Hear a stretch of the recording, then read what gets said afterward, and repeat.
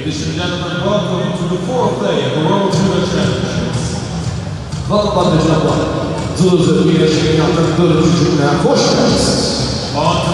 3, the third round from 63 kilograms, in blue for Tunisia, and a white for Great Britain in live suit. On Tatami 2. All cut height. White for the People's Republic of China, Vinnarvärldsmedlare Thomas Excelsen kanske följer sin bilgrad. Dörrbrygga samman med korta. Ohotig. Den polisen har följt verkar Alexander.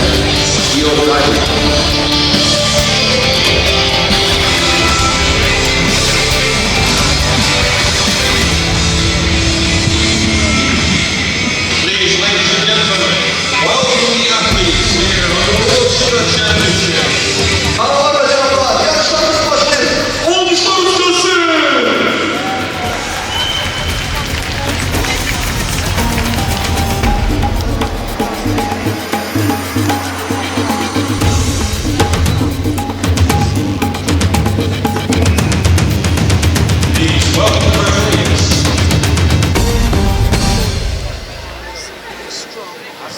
Well, a very good morning and welcome to day 4 of the World Judo Championships being staged here in Baku, Azerbaijan. You join us with the opening contest on mat 3.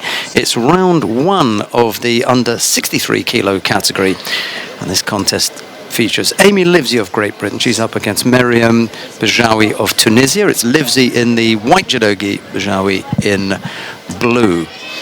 The category contains 44 competitors and it's divided into 4 pools. We're going to be paying attention to pools C and D. There is transmission of the other pools and the other weight category, which is the under 81 kilo category for men. We'll be bringing you contests from that weight category on this channel immediately after this. That was a nice Osodogari from Livesey that brings up Wazari. Good score. She leads now with plenty of time left on the clock.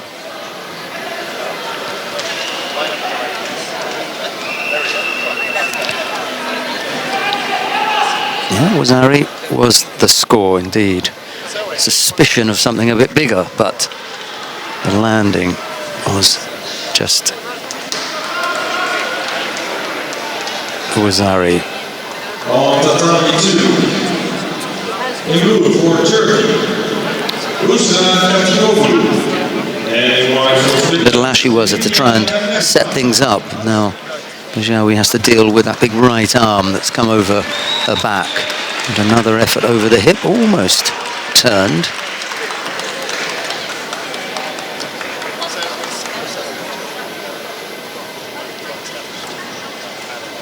Grips, keep your head up. Just get both hands on. That's all you got to do. She'll come. A few instructions coming from the British coach, Dennis Stewart.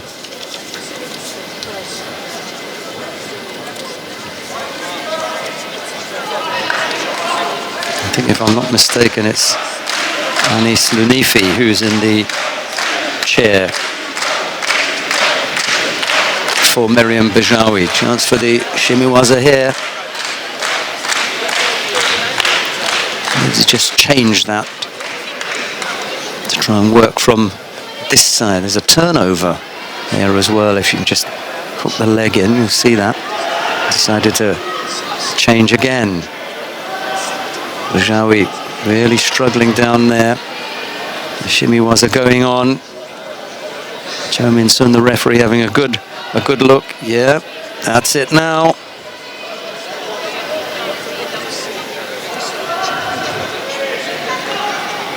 Bejawi really fighting that off. She managed to get the fingers inside the jacket. Sometimes she's had to tap there, yeah.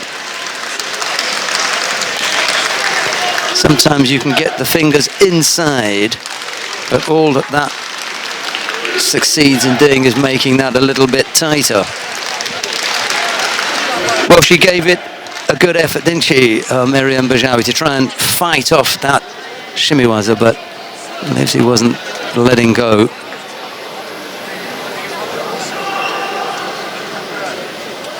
Managed to squeeze that on in the end.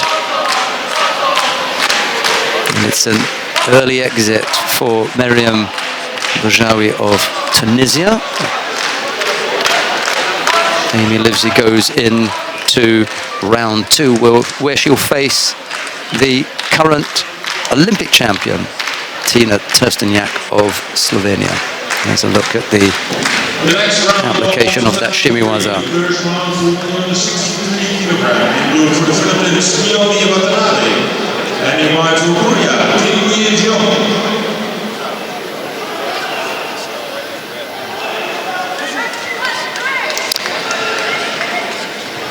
Right, who have we got up now? Kim Ji-jeong of the Republic of Korea faces Kiyomi Watanabe of the Philippines. It's Kim in the white judogi, Watanabe in blue.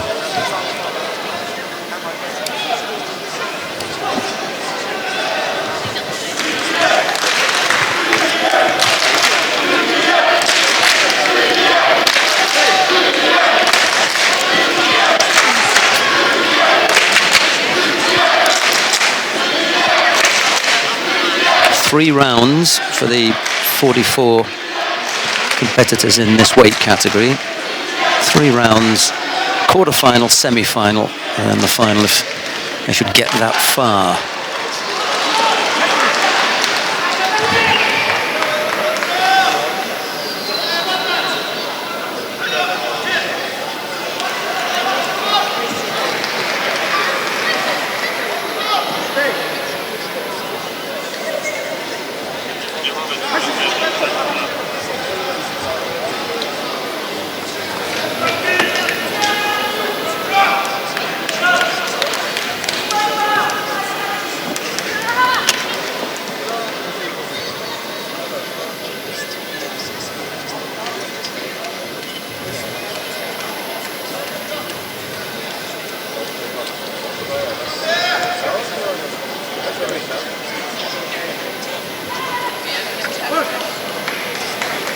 The next round on Tatami farm, in blue for Dominican Republic, Benedicto del Oro, and white for the Netherlands, Straftenit.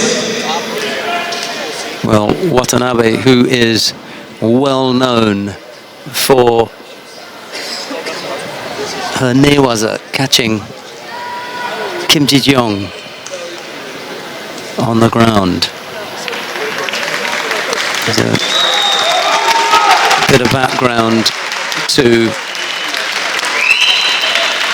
the Watanabe story from Japan, and continuing to train in Japan, so you can't be misled simply about the country that she's representing. She really does work over her opponent there, having to tap out. Yeah.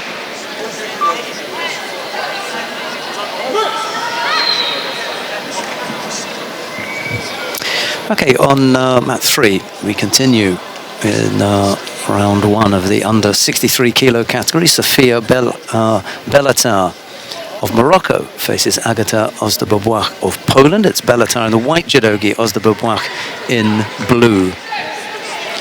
Working our way through pools C and D of the lower half of the draw. There's, as I said, there are 4 pools. The 44 fighters are divided up into 4 pools. We're looking at pools C and D, A and B. You can find on one of the other transmissions. I'm sure you'll be able to work that out.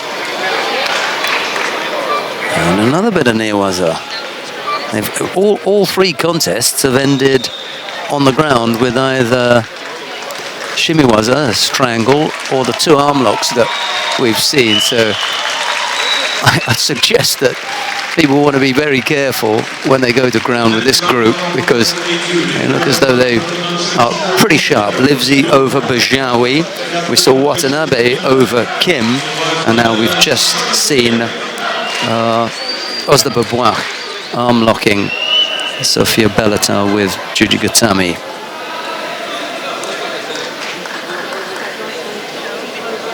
Next round of the 123, the first round of the 163 cover. In blue from Canada, Stephanie Tremblay. And the white from Madagascar, Tatami.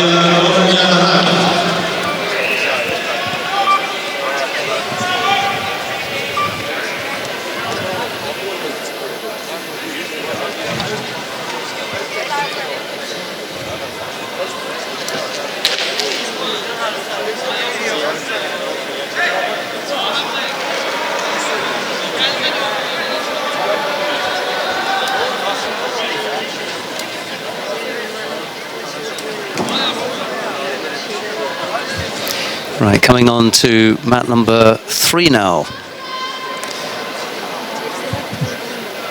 We've got Daminella Noman Jahari of Madagascar. She faces Stephanie Tremblay of Canada. It's Noman Jahari in the white judogi, Tremblay in blue. Quickly down for a low left-sided Ippon Tsanagi, and then working away on the ground. That was clinical, wasn't it?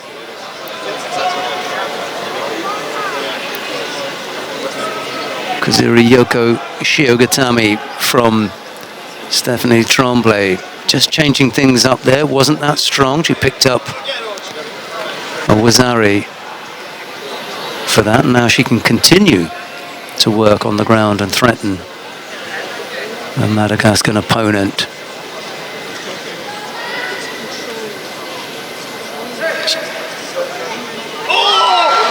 I wonder if she had to tap out there.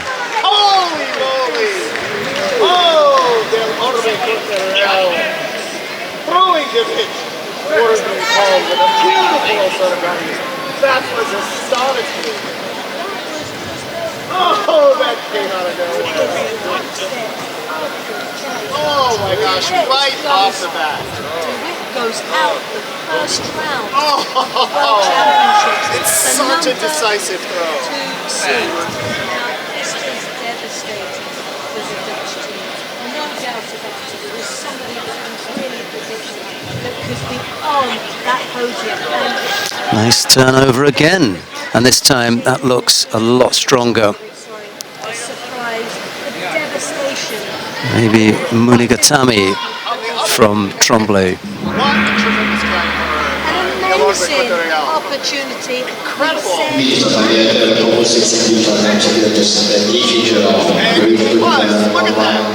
Beautiful, just dumping it. Estonia. We thought this was a match. There you go. That's one of the terrific things about this sport is that no matter On Tatami 3, the third round from the 163 kilogram. In blue from Mongolia, So Stephanie Tremblay keeps the thread going with a 4th contest won on the ground. It's a Newaza day today, especially for those of you that enjoy your Newaza. So Tremblay will face Stefani Adelia Dobra of Romania in round 2. But coming up next, it's Edwige Gwend of Italy. She faces Baldorj Munchunkimeg of Mongolia. It's Gwend in the white judogi, Baldorj in blue. This really is a tough contest here. A tough opening for both these fighters. Neither of them would have wanted this as their opening contest.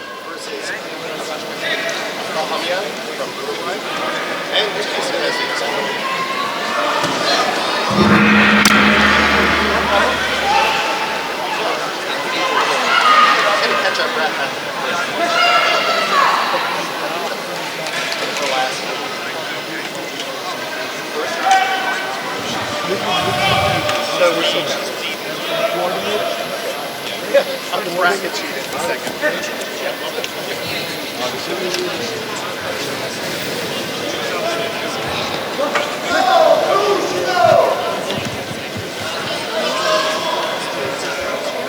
Single Shido picked up by Edwige Gwend, the Italian coach, wondering why it was that only one Shido was given out, but presumably Gwend was the greater offender, and the referee decided he was going to give one Shido rather than two. Okay. Next up. I think we just got the one more contest after this in the opening round.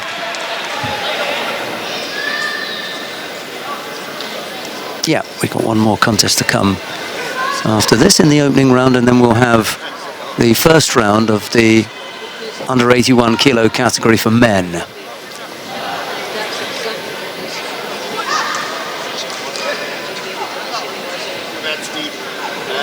Solo uccimate, attenzione, anche dietro. Oh, ciao, tu ci sta. On Tatami 2, in blue for Brazil, Tatami Judo. And in white for the United States of America, Martin.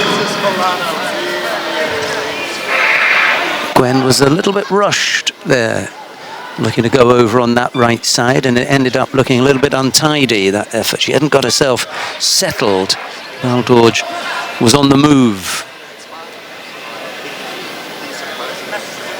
And luckily for Gwend, when it did unravel, she didn't get caught. Quite easily, when you're a little bit rushed, you can be in a bad position and end up gifting your opponent a position from which they can score. That didn't happen for Gwend on that occasion. Now there's a chance to work on the ground. The hands are slipped there. It's going to make it a little bit harder.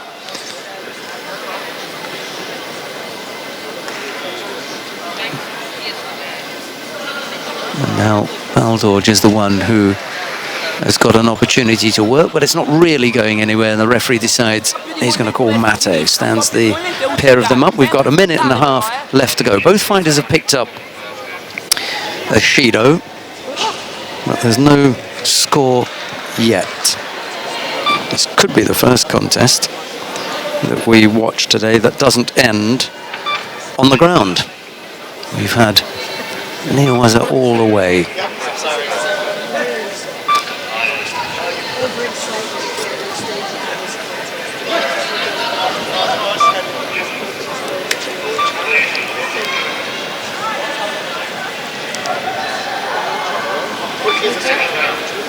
That was a good effort. Showed the low Marote Serenagi, but she had the Ojigari leg hooked in, and it was almost as much as Baldorge could do to try and step off that.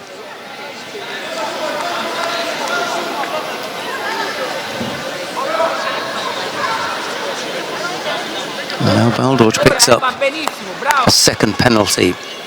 We quite often say that if there's a second penalty, the nature and the shape of the contest changes.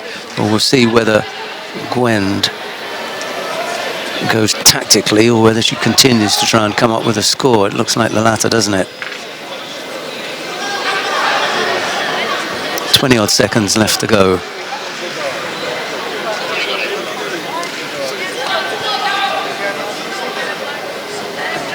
Again, looking to go around the collar for maybe Koshiguruma. Baldorge forces Gwend away from her, trying to make a gap between her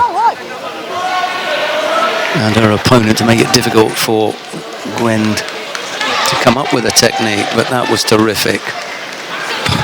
8 seconds left to go. Completely ambushed Gwend there. It looked like right-sided Makikomi. It just came from nowhere.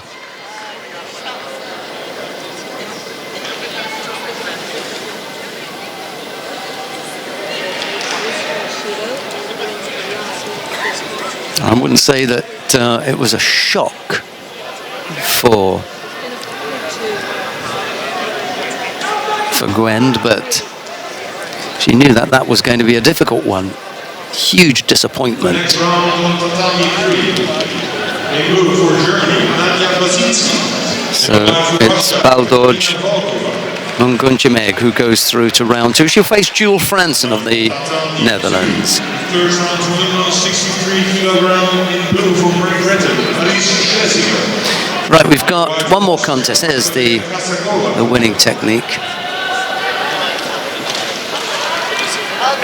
Seotoshi, I think, from Baldorj. Coming on to mat 3, the last of the contest in round 1 in the under 63 kilo category. Ekaterina Valkova of Russia faces Nadia Bazinski of Germany. It's Valkova in the white judogi, Bazinski in blue.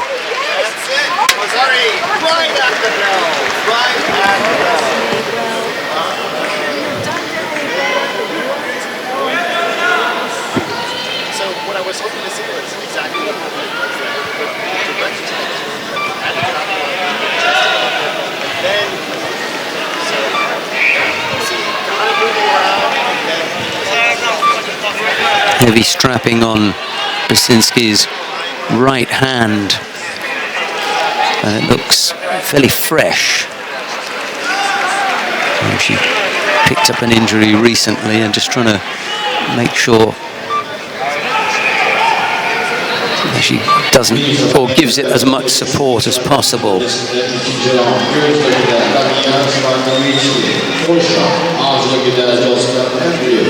Both fighters very defensive here. Bent over. Neither one of them able to get upright and threaten the other. Little Yoko Tomoenagi from Valkova now working on the arm, but it slipped out. That was close. And that was a good effort from the Russian. Had Bazinski defending strongly there. On Tatami 2, for Russia in the blue judogi, Daria Davidova. And the white from Mexico, Iska Aliti Alcaraz. Very, very good. And then he was a transition. He's working his way round. And it was called, but it was Just want to try and get it. That's a bit better. I wonder how the arm went across that side, because it was there for quite some time. Right-sided Uchimata effort from Bazinski, but she's falling away from her opponent, and there really wasn't that good a chance of catching her.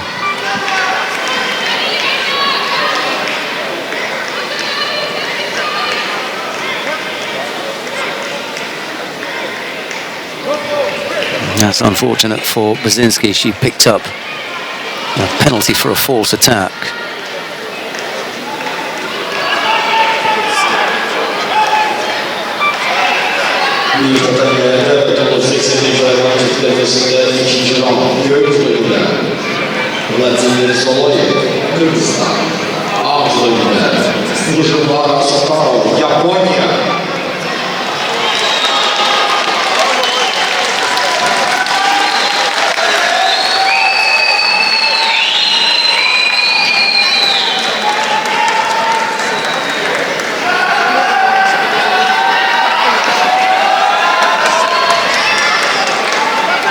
A little bit too far away that time. Didn't quite get the movement, the rotation, and with the legs, the feet in the right place. Катя, отлично, отлично! Отлично, также правую ручку. Zugang bewegen, rückwärts Zugang. Das geht, Nadja. We've got a minute left to go, and just a single Shido against Bazinski at the moment.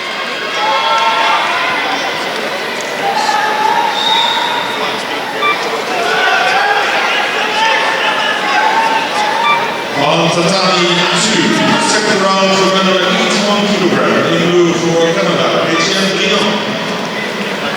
And in white for the Islamic Republic of Iran, Saeed Molay. Отлично, все так же, правую, молодец, хорошо забираешь. Half a minute left to go, and Bazinski picks up a second penalty, so really needs to come up with something here.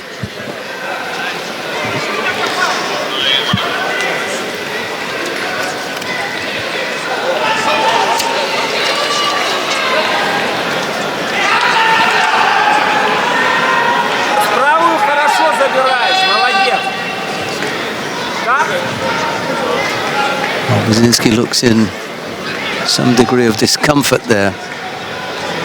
Right knee, trying to shake that off.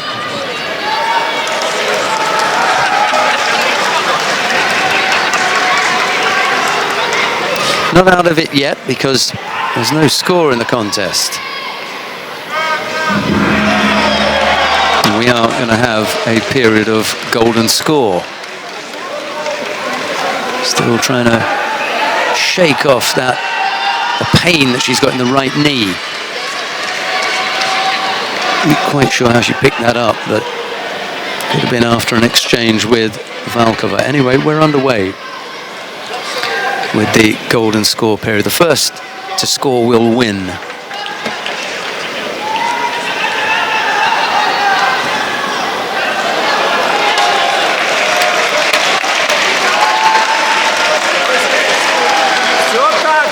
Katerina Valkova's teammate, Daria Davidova, has won her contest on mat 2. So there are 2 Russian fighters in the under 63 kilo category. Neil Adams was explaining about the possibility of entering 2 fighters in the weight category, and that is allowed, but you can only do it twice.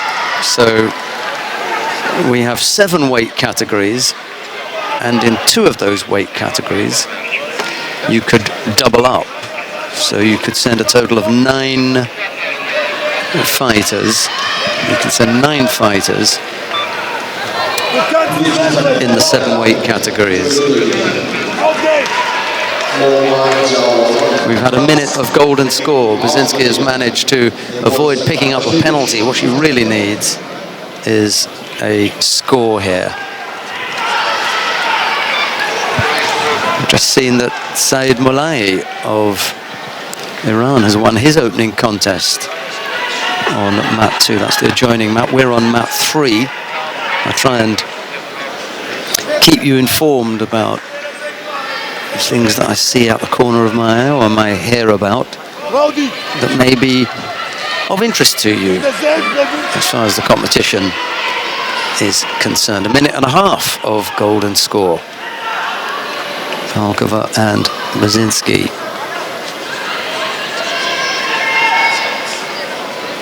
The next round, Tatami 2. Again, looking for that Yoko Tomoinage. She had a better effort at it early on, and she managed to get the left foot into the stomach. On this occasion, wasn't quite there.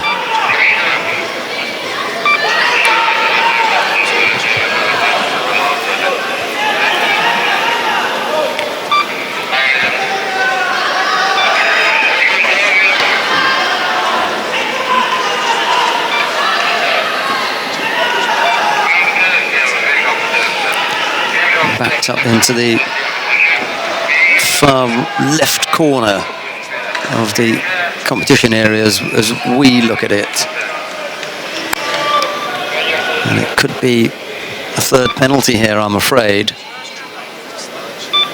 I think Brzezinski hampered by the knee. That made things difficult for her. But she'd already picked up 2 penalties by the time the knee injury started to really tell.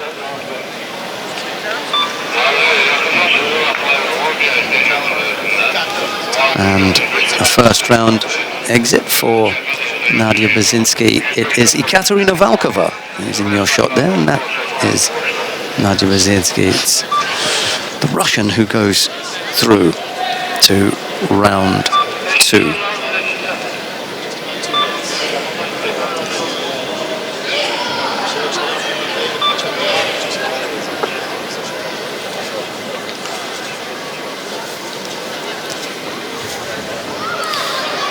Now we've got action in the under 81 kilo category coming up next.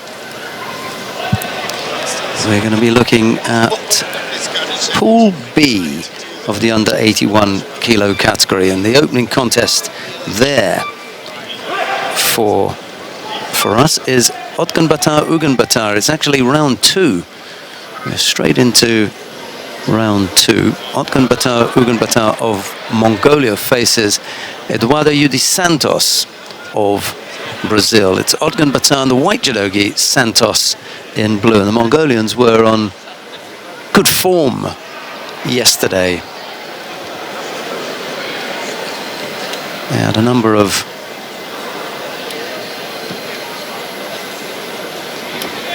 highly placed competitors and ended up picking up a bronze medal. That was Sendocha Sogbatar. Sendocha finished up in 5th place. The 3rd place that they got was from Dorjsurin Sumia.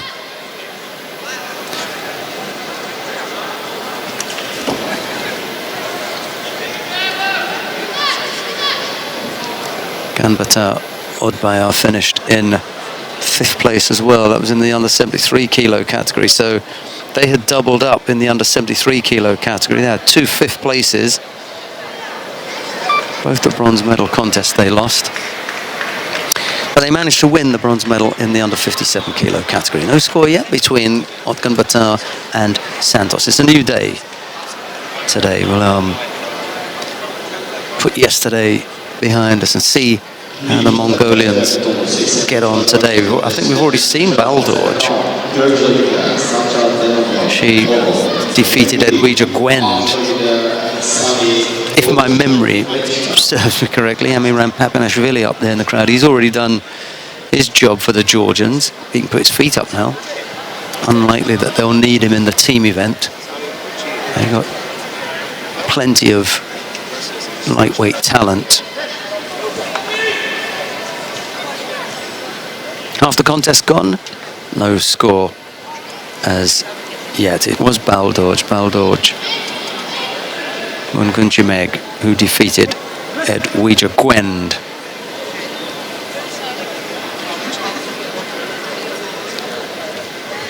And the Mongolians have doubled up in the under 63 kilo category. They've bowled Gangcake of Mongolia. She defeated Yang Junxiao of China in her opening contest. It wasn't one that we featured, but I think I'll just let you know how that one went.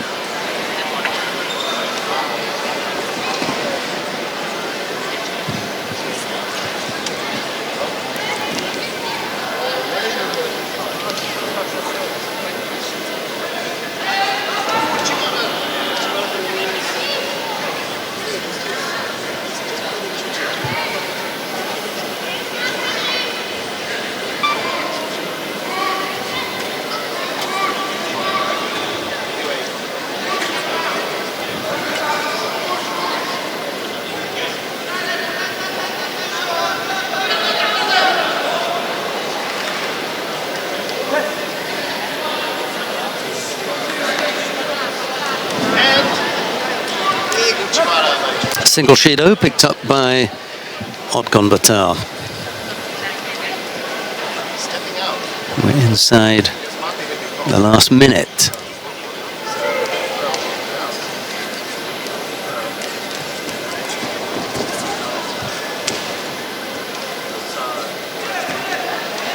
Big shimewaza by Chuji. Denanyo had just left his chin up and immediately slips it in, gets the leg over, and then taps. So, see how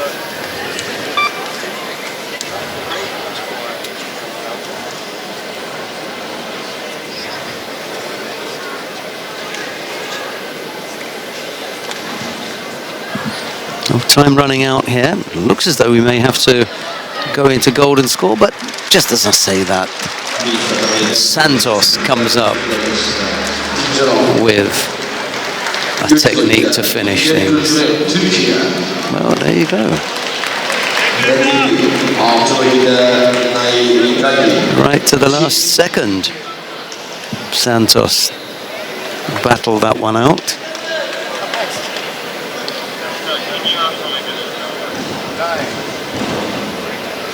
came up with the win.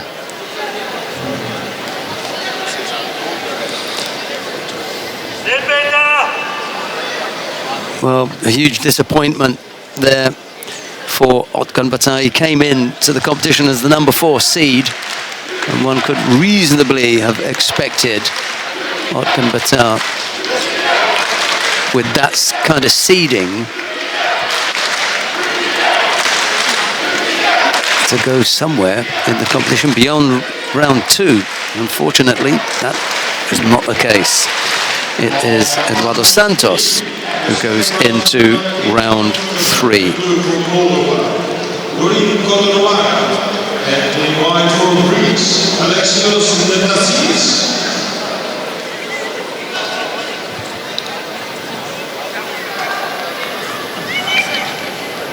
Right, coming up next, Alexios Thanasidis of Greece faces Dorin Gotonoaga of Moldova. It's Thanasidis in the white judogi, Gotonoaga in blue.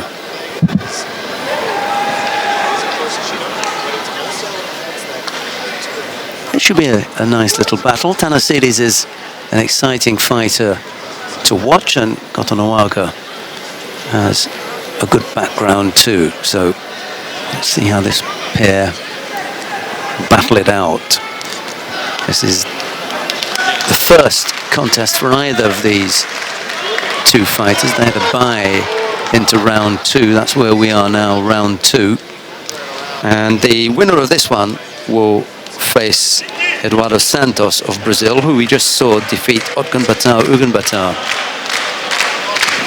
Yeah, it's going to be all change at the top of this pool, because Otkan Bata, as I say, was the number 4 seed, the top seed in this pool, Pool B. He's already gone out. The other seed in here is Aslan Lapinagov of Russia. We have yet to see him, but in a few contests' time, he'll be up against the Cypriot Fedias Konaris. So that's coming up in a 3 contests' time.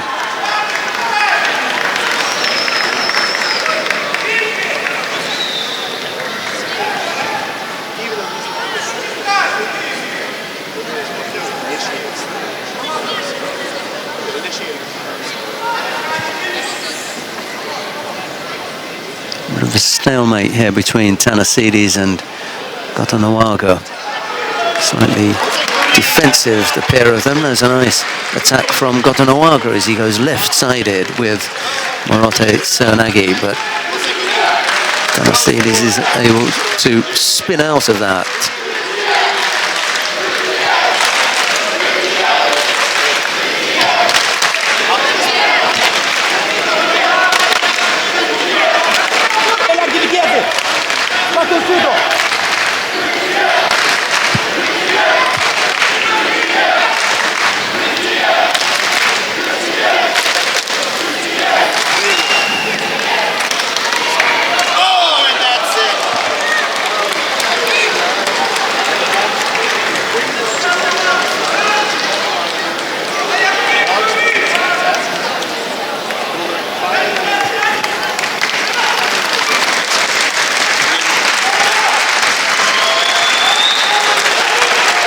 A little over a minute and a half left to go. Thanasidis attacking low on the right side, but it's not one that threatens Gotonoaga, and he's able to block that easily. Can't follow up in Newaza, however, and we do have exactly a minute and a half left to go. No score yet in this second round contest between Thanasidis of Greece and Gotonoaga of Moldova. The winner of this will face Eduardo Santos in round 3.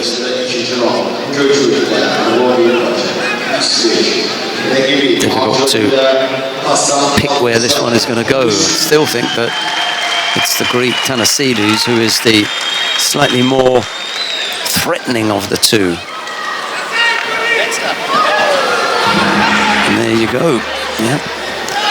He manages to turn that threat into a score, and he leads by Wazari with a little under a minute to go.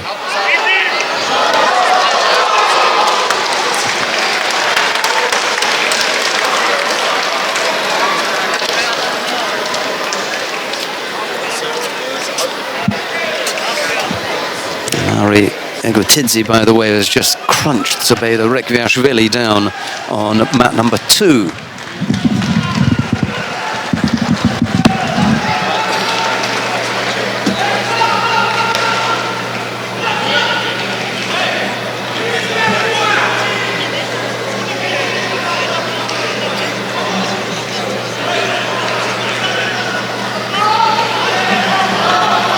On Tatami 2. In blue for Korea, Lee Sung-woo. In the white for Kazakhstan, Aziz Kalmaruli.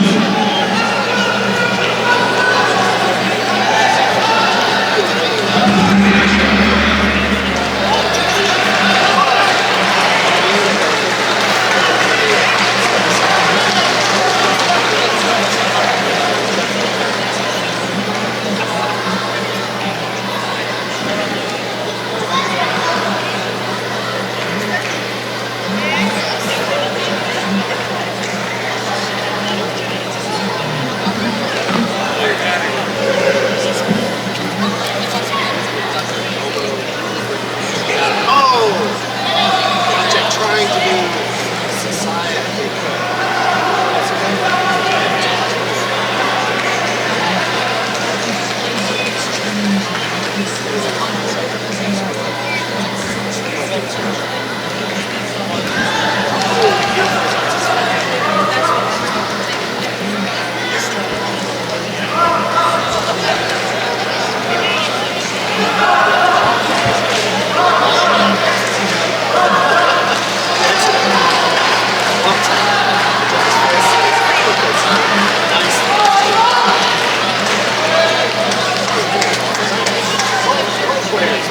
On Tatami 3. In blue for Germany, Alexander Witzerzak. In the white for Great Britain, Stuart McFadden.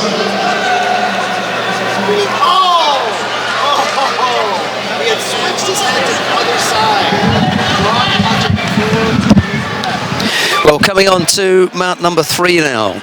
Stuart McWatt of Great Britain faces the current world champion, Alexander Witzerzak of Germany. It's McWatt in the white judogi, Witzerzak in blue.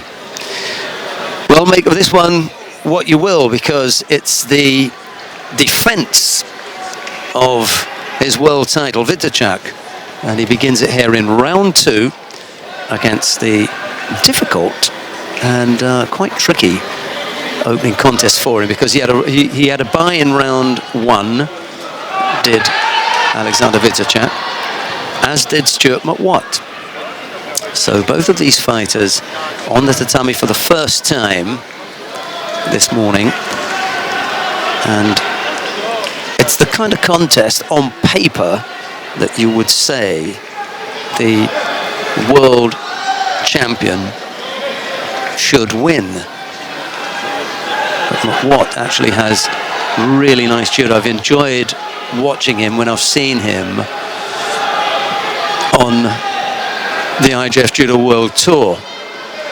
And from time to time, he'll be able to show what he can do against high-quality opponents. Well, this is definitely one such opponent. Current world champion. You can see that by the red back patch that he's wearing. That indicates world champion. We have a gold back patch for the Olympic champions. Stewart, strong attacks.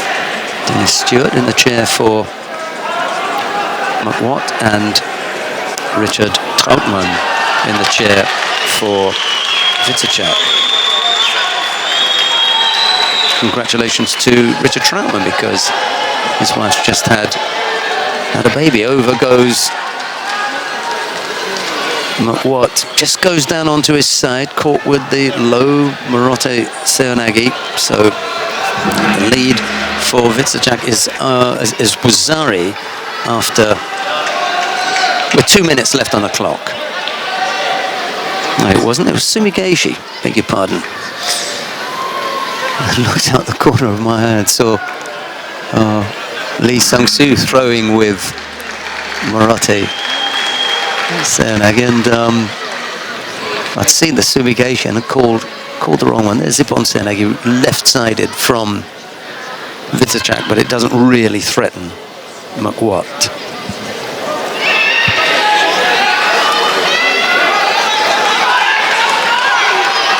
Well, can you believe it? The Oshiro, and he just snuck out of there at 7 seconds. That was so close. Whoa. On Tatami 2, the second round format, 8 And then McWatt gets rolled here. Just held Vitacek briefly, 7 seconds. Yeah, the arm came out. Vitacek was on it quickly. And with that minor hiccup in Newaza, Vitacek is able to get past Stuart McWatt. It was a moment, just a moment, when Alexander Vitacek may not have been as tight as he would have liked. Briefly was in Newaza, but he gets past McWatt and he goes into round number 3. And number 81 kilogram, in Peru for Italy, Antonio Esposito. And the white for Poland, Ivanov.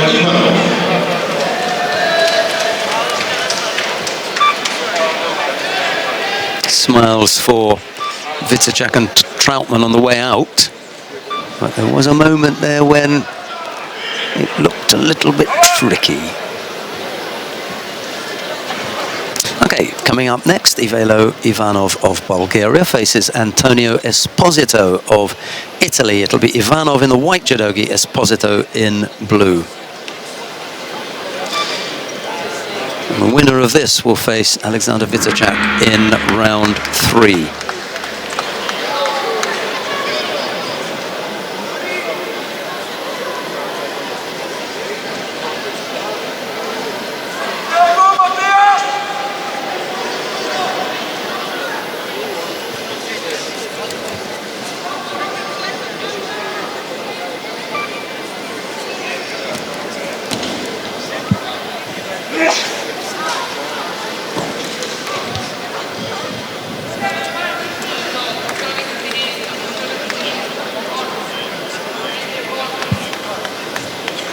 Matthias Kass of Belgium has won his opening contest in the under 81 kilo category, the junior world champion, making his way through the 81 kilo category. He's in Pool A, by the way. We are watching the contests in Pool B.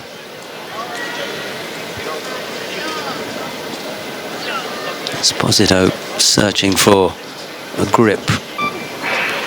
He goes low, right-sided with that Ipon Sernagi effort, but just a little bit too much room between himself and Ivanov is able to block that fairly easily.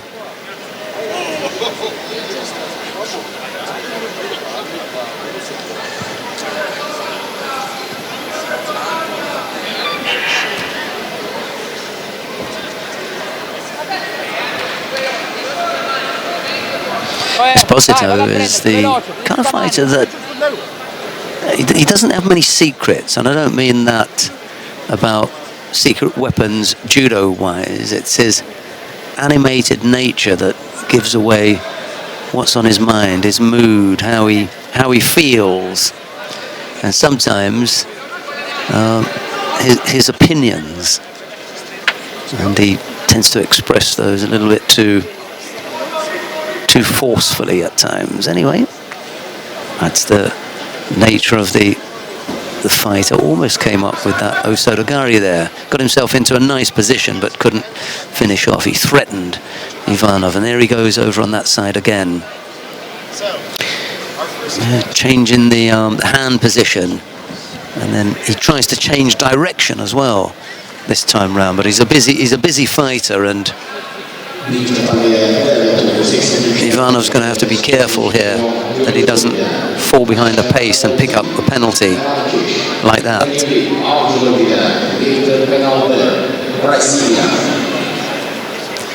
So, single Shido against the Bulgarian. Had a nice visit to Bulgaria recently for the Junior European Championships in Sofia a week or so ago.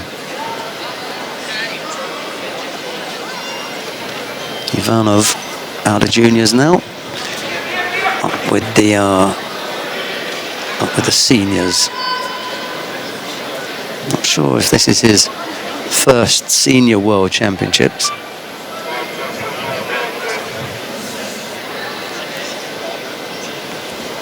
Esposito over on the left side,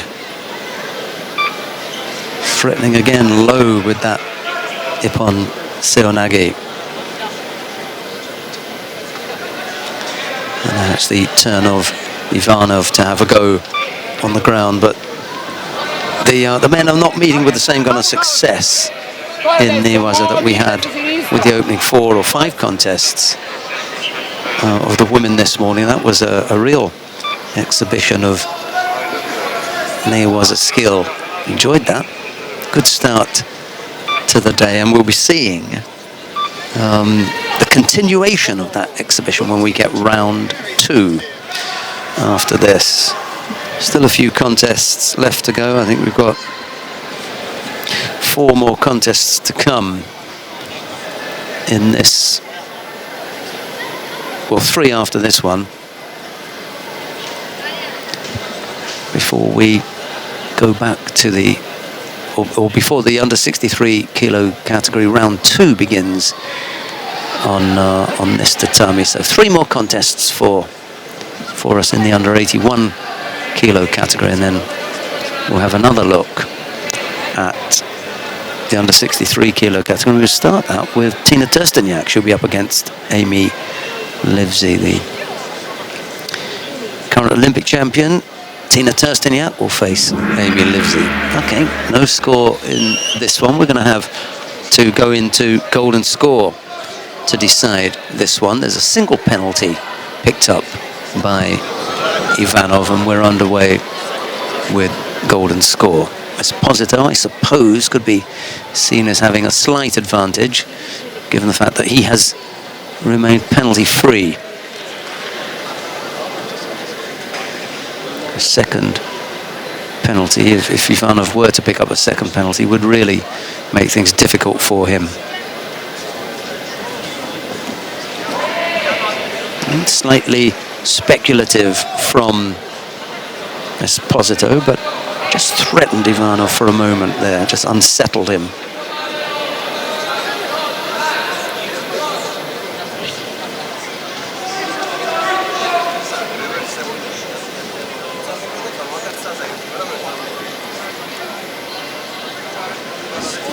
That's another good effort from Esposito. Just exposed himself a little bit on the ground, but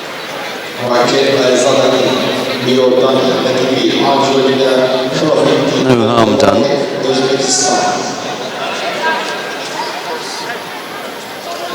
And he's through to the next round.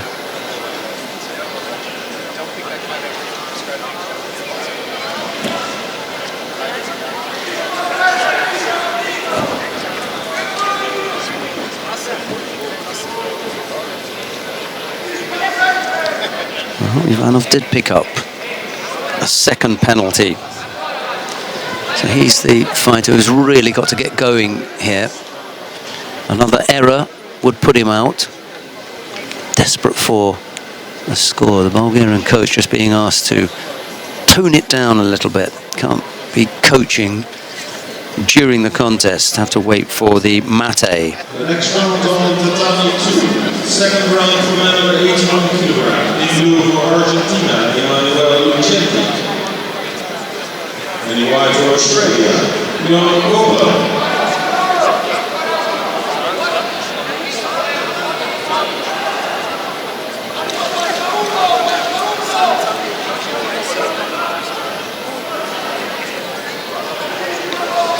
Well, we've had a minute, almost 2 minutes of golden score. Ivanov still, you know, just not up there. Esposito looks the man more likely to come up with a score. And Ivanov does have those 2 penalties against him. The third would put him out.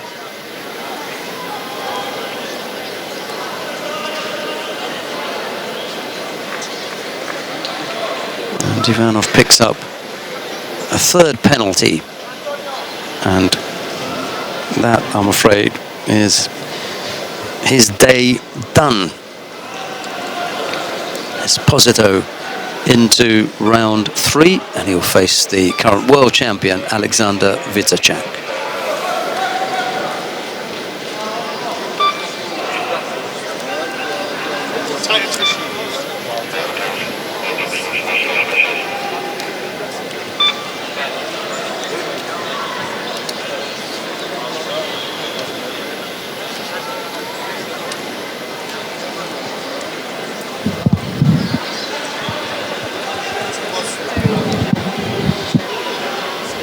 Olympic champion at under 57. On the nearest to us, on the right of the screen there, Rafaela Silva of Brazil. Didn't happen for her yesterday in the under 57 kilo category.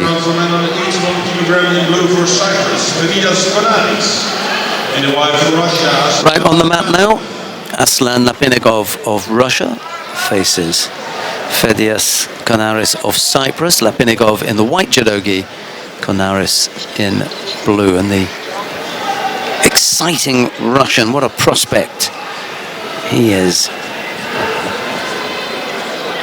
Absolutely love watching Lapinigov. He's in the lower half of Pool B, and if truth be told, I can't see anyone stopping him or even making things difficult, with the greatest of respect to the other competitors in that pool, until he gets to round 4,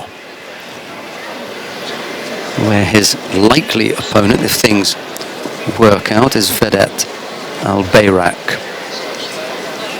Serdan Mavaljevic may have something to say about that. Maybe Jaromir Musil. But I suspect that we're going to see a Lapinigov-Albayrak matchup in round 4. And that's just my guess.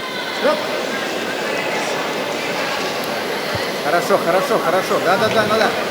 Προς τα πίσω. Από μέσα κρατά. Ništa tam je to dosti se pičila znači da je se neki plan. Uveđu da ima pet Čehija, da gibi ağaçları da dominir s Almanya.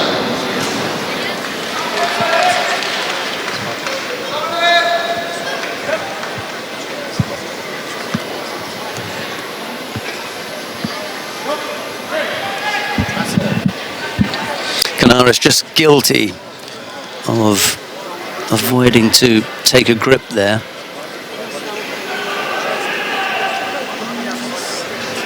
And he picked up a Shido. Well, there is what I was talking about, the exciting Aslan Lapinigov.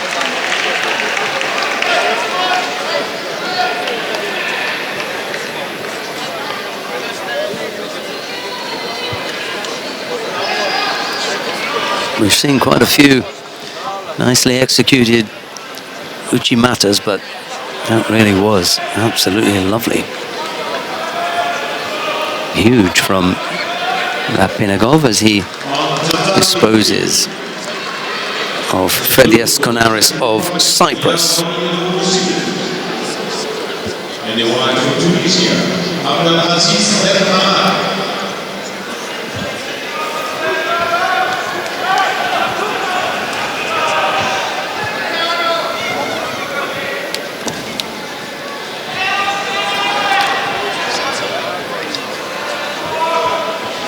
And just for good measure. He was perfectly placed for the Tatami should the Uchimata not have resulted in Ippon, but quite clearly it did. Right, on mat number 3 now, Abdelaziz Ben Ammar of Tunisia faces Jaromir Musil of the Czech Republic. It's Ben Ammar in the white judogi, Musil in blue.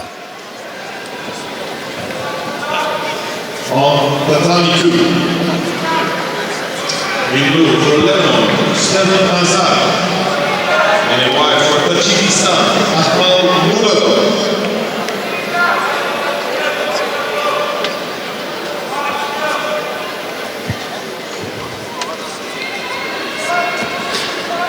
Tomoe effort from Musil, but Ben Ammar blocks that without too much difficulty. Saw that coming.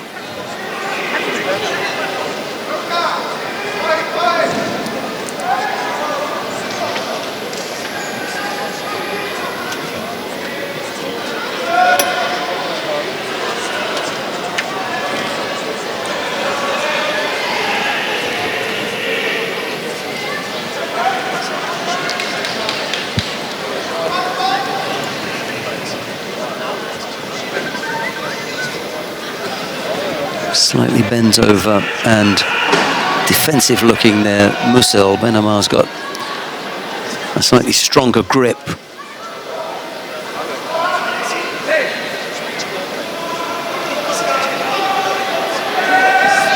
Both fighters pick up penalties. He's slightly unlucky actually, Ben Ammar, because he was giving the impression that he was searching for something, but Musil was making it that little bit too difficult for him by being so bent over, almost in a jigotai position. Anyway, they both picked up a penalty.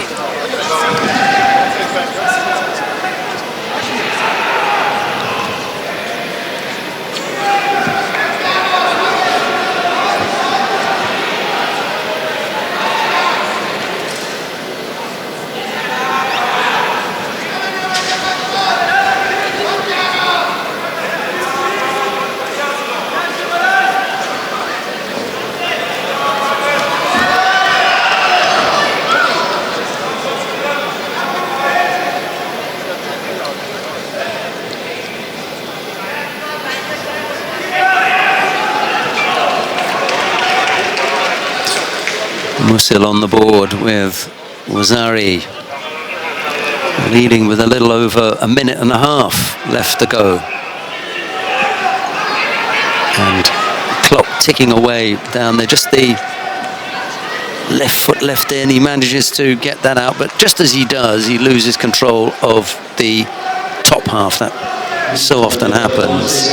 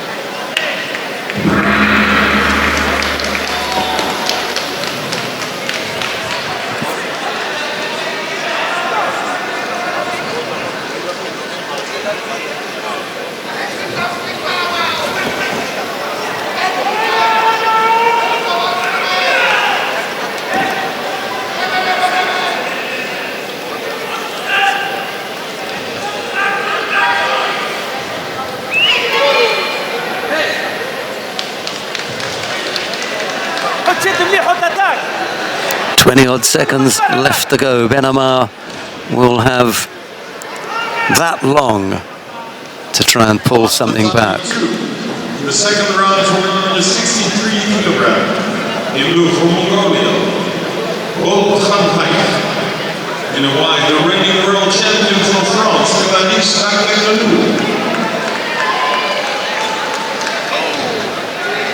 quite sure what action it was they were looking at, but whatever it is, they've decided on it, and we get back underway. The last few seconds then for Ben Amar. What can he come up with? No good trying to force your opponent out of the competition area with 8 seconds left to go. It's not going to do anything. Must come up with an attack.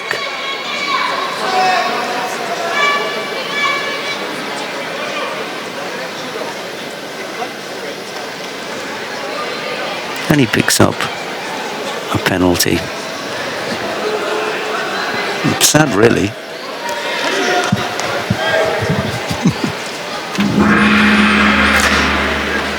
Yeah, I suppose Lunifi, the coach, is going to be, so frustrated. He was not that far away from defeating Jaromir Musel, and he's not a bad fighter. He gave up a single score, just one Wazari.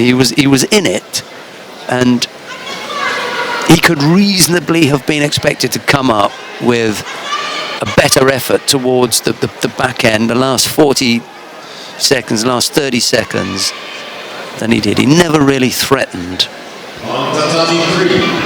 the Czech fighter in the period when he had to give everything he had.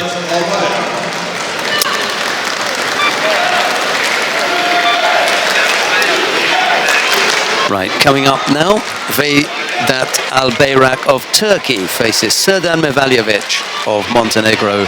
It's Albayrak in the white judogi, Mevaljevic in blue.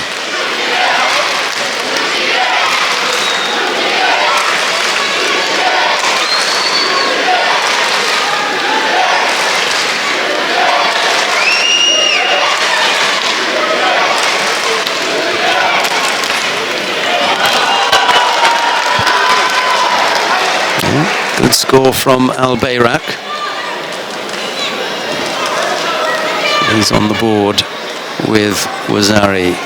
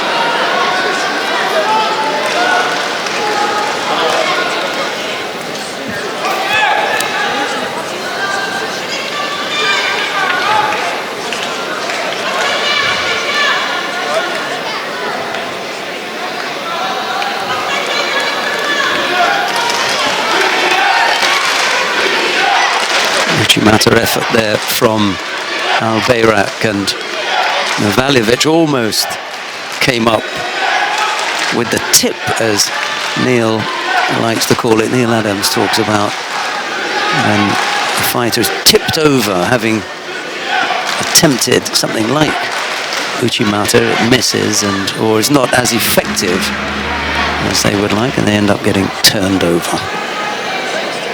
A little over 2 minutes left to go. Albayrak looking comfortable here with the Wazari lead. Mevaljevic with a bit of work to do to pull this one back.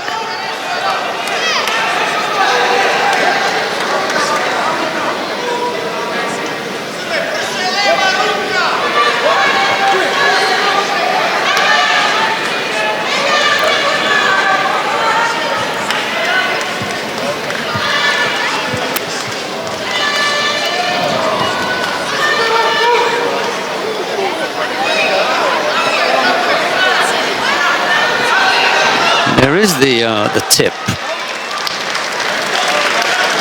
Nice illustration of being able to take over the technique being attempted by Mevaljevic.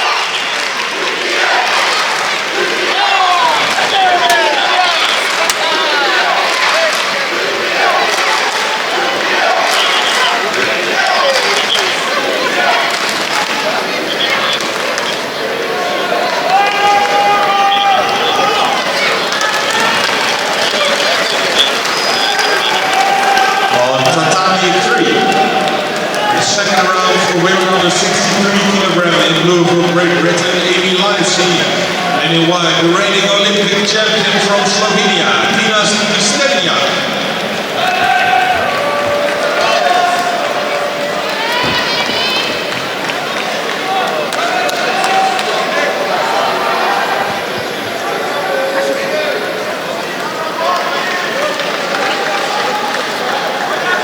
And on Tatami 2, the second round for women under 63 kilogram in blue for Denmark, Lerke Olsen. On the mat now, Tina Trsteniak of Slovenia. She's up against Amy Livesey of Great Britain. It's Trsteniak in the white judogi, Livesey in blue. And the gold back patch there indicates that Livesey's got her hands full in facing the current Olympic champion at this weight.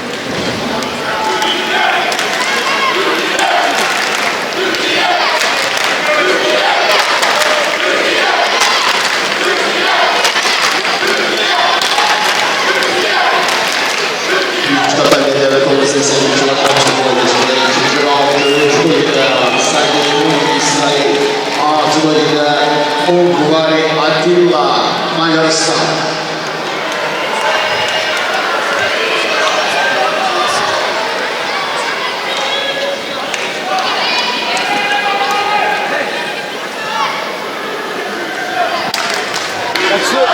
Just get booking.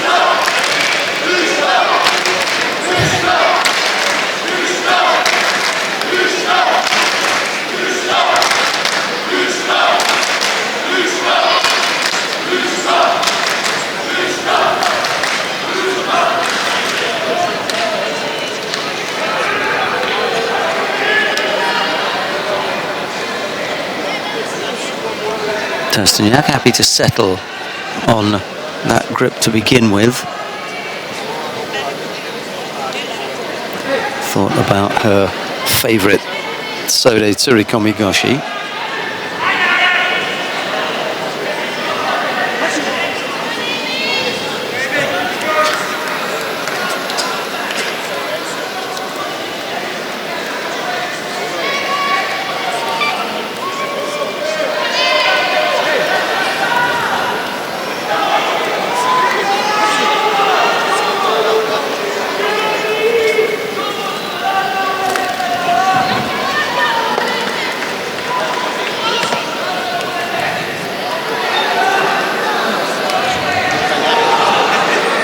A chance for Trsteniak to work on the ground, but Livesey's defence is good enough to keep her out on this occasion.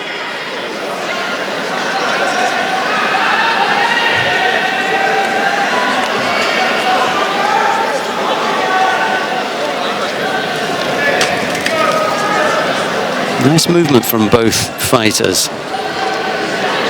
Gives the suggestion that we're likely to see some action here.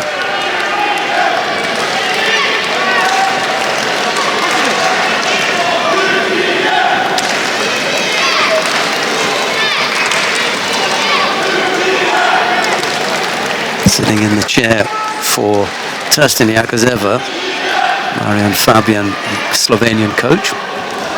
And for Amy Livesey, it's Dennis Stewart.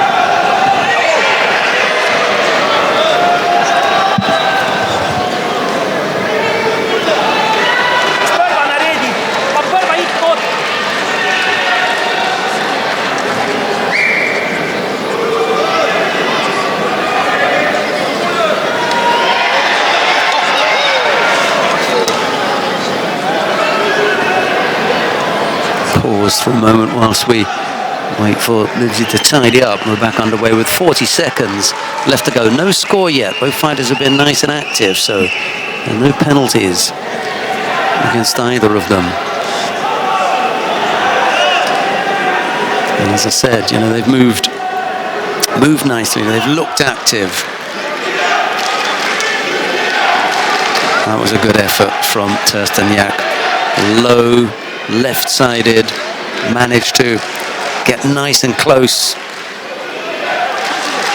Rolled her opponent over her left shoulder, and Tersteniak leads with only seconds left on the clock now.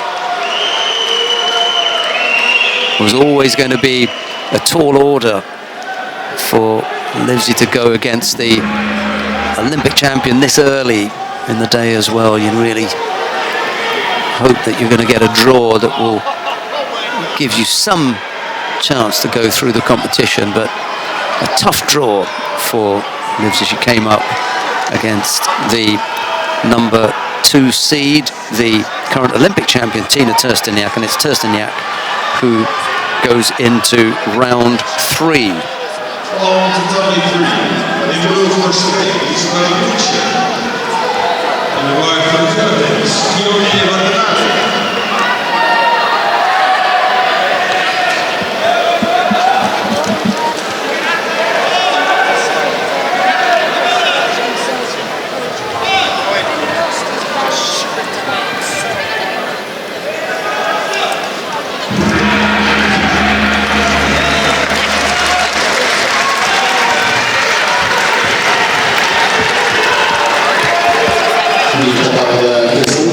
Right, coming on to mat number 3 now. Kiyomi Watanabe of Philippines faces Isabel Puche of Spain. It'll be Watanabe in the white judogi, Puche in blue. We saw Watanabe this morning in her opening contest when she arm-locked Kim Ji-young of the Republic of Korea.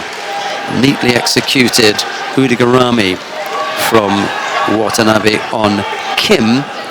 Watanabe, who trains in Japan and is of Japanese extraction, demonstrating some nice newaza skills to put her in to round 2 against Isabel Puche of Spain, who had a bye in round 1.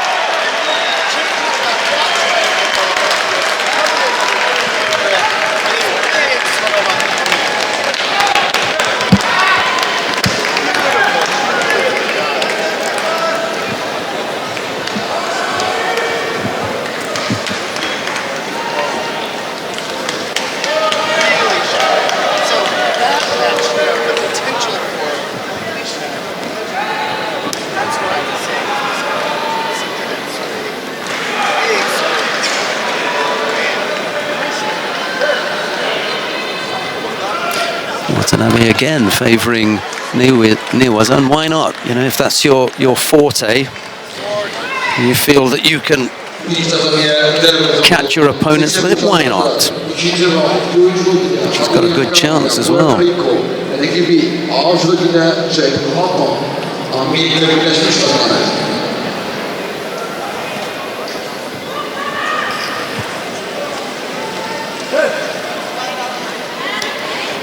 The winner of this contest will go through to round 3 to face Tina Tersteniak.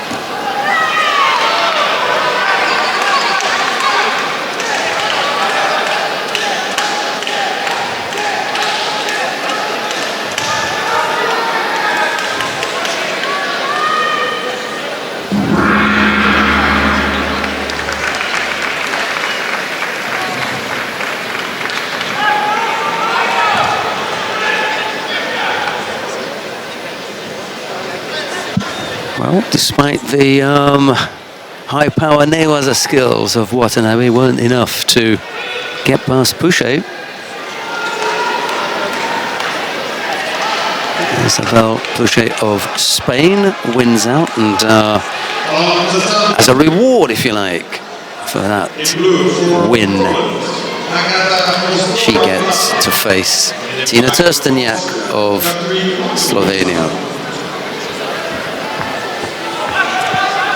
Right, coming up next, it is Catherine Unterwürzacher of Austria. She faces Agata Osterbobuach of Poland.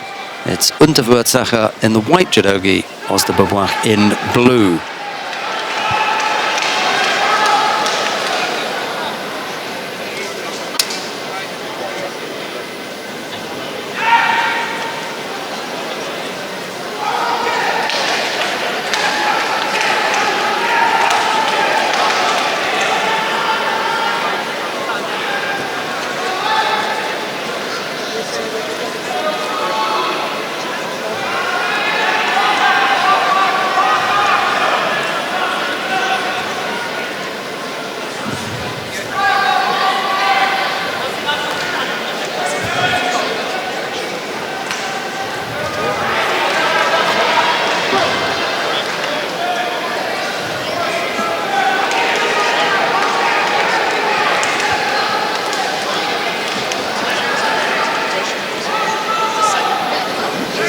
Little stab at Ojigari from Osterbobuach had Unterwürzacher on the back foot, if you like, stumbling backwards to avoid getting caught.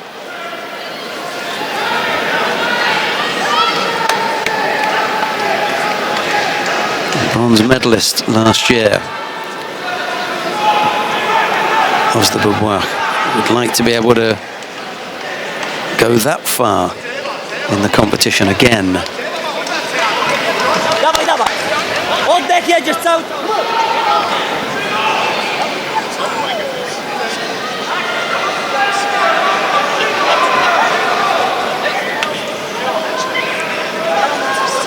Left-sided, Koshiguruma just lost control of the top half there as the arm came away from the neck,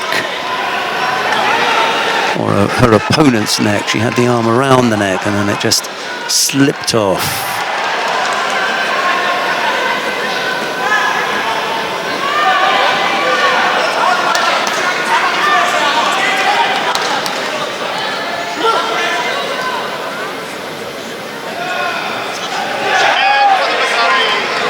Two penalties picked up by Unterwürzacher. We've got half the contest still to come. So problems for the Austrian here. The likelihood of her being able to go another 2 minutes without picking up a third penalty is pretty slim. So she really needs to keep things tight here.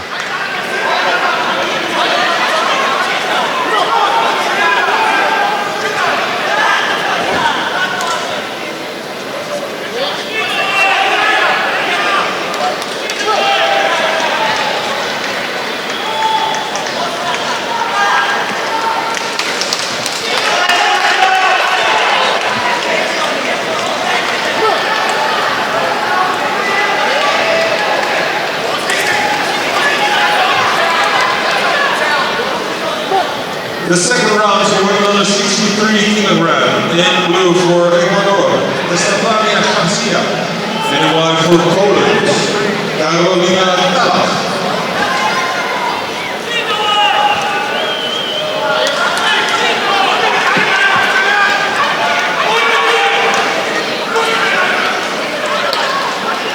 Well, Osterbobuach has picked up a second penalty herself. So we've got a minute 21.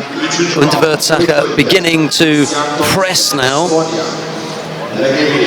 Uchimata didn't have the right hand. Too desperate a lunge for that low Kosotogaki that Unterwürzacher likes. A little bit too far away.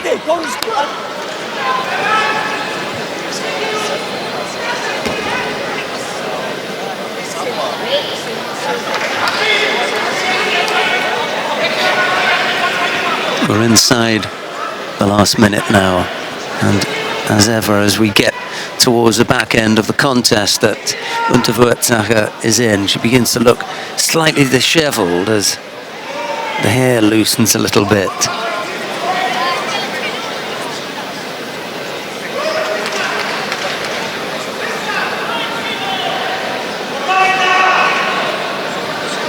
Well, maybe with all the pressing that Unterwurzsacher has been doing, that pressure has now told on Osderbabouak. It could be that she'll pick up a third penalty. Oh, it was for a false attack. And it's Unterwurzsacher who squeezes past her Polish opponent to take her place in round 3. Catherine Unterwurzsacher of Austria.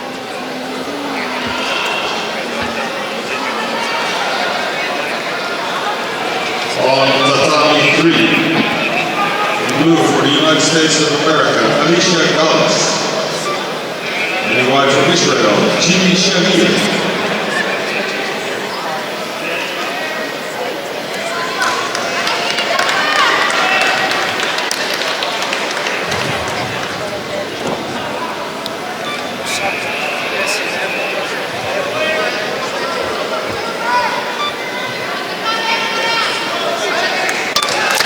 Right, coming on to mat 3 now. Gili Sharia of Israel faces Alicia Gallas of the United States of America. It's Sharia in the white judogi, Gallas in blue.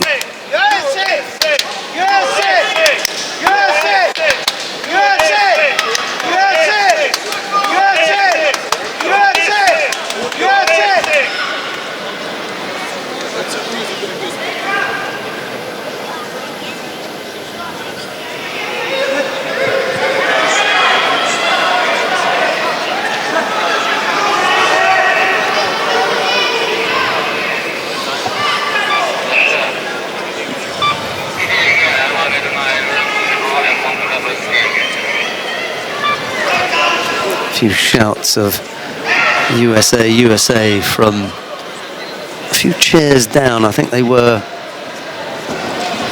making fun of someone.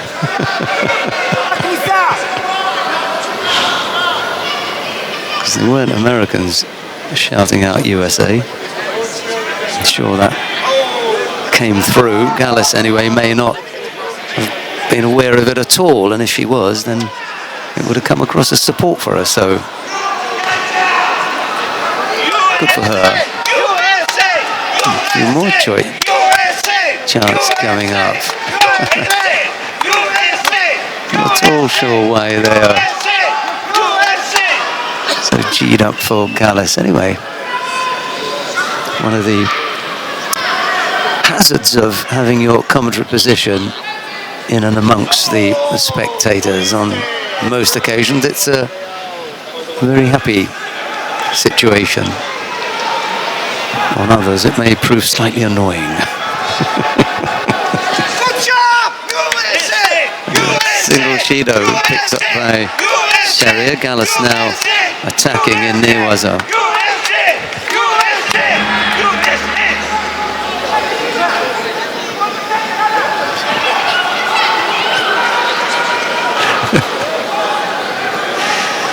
After contest, gone. No score between Sharia and Gallas of the United States of America.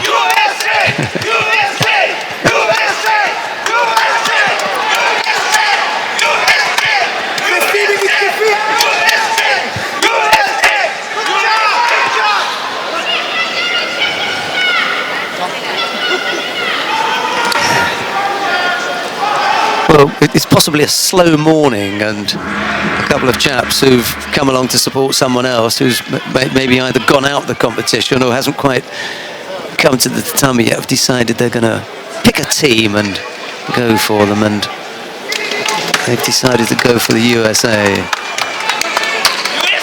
No score yet between Sharia and Gallas. The funny thing is they can hardly say USA.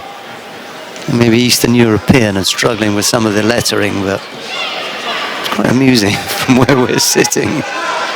A little over a minute left to go. 2 penalties picked up by Sharia. She's in danger here because she's got to continue attacking, but the attacks have got to be strong enough not to count as a false attack, because a 3rd penalty would put her out, and there was almost one there.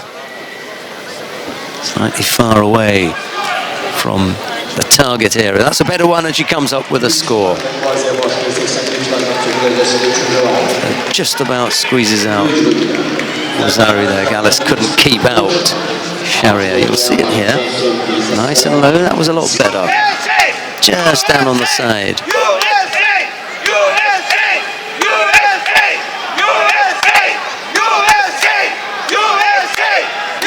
And over she goes again. A 2nd score from Sharia. And unfortunately for the supporters behind me, Alicia Gallus goes out. That will disappoint them, I think, because they were having a great time supporting Alicia Gallus. She loses, however, to Gili Sharia of Israel. It's Sharia who will face Catherine Unterwertsacher in round 3.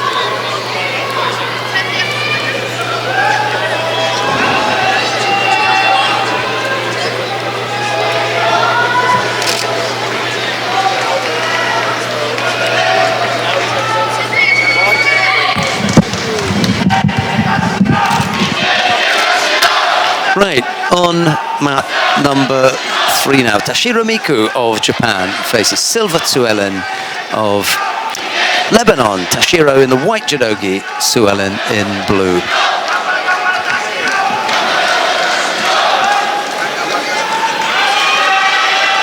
Well, the Japanese have already had a good deal of success at these World Championships. Only the 48 kilo category went begging as far as the women were concerned. That went to Dario Biladid. We had the 52 kilo category going to Abe Uta. We had the 57 kilo category to Yoshida Tsukasa yesterday, and Tashiro Miku will be trying to follow that up today. There's a nice piece of newaza.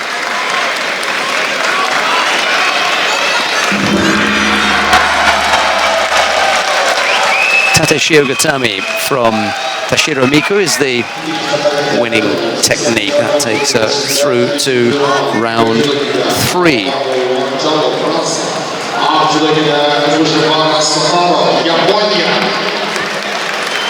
So a good win for Tashiro Miku. She goes into round 3. She'll face the winner of the upcoming contest, and that is between Stefania Adelina Dobre of Romania. She's up against Stephanie Tremblay of Canada. It'll be Dobre in the white judogi, Tremblay in blue. Those two athletes are just about to step onto mat 3.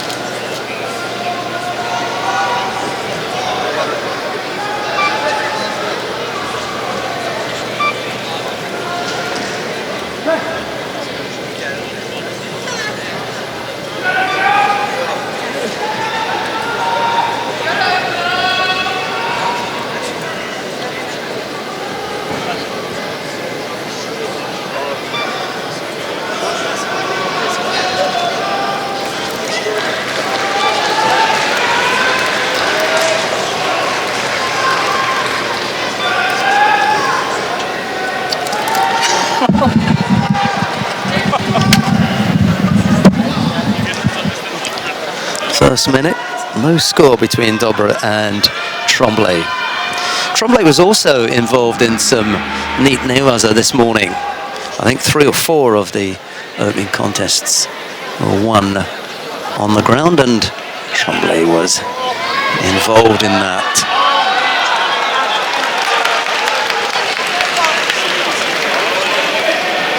Not sure what the finger problems there were.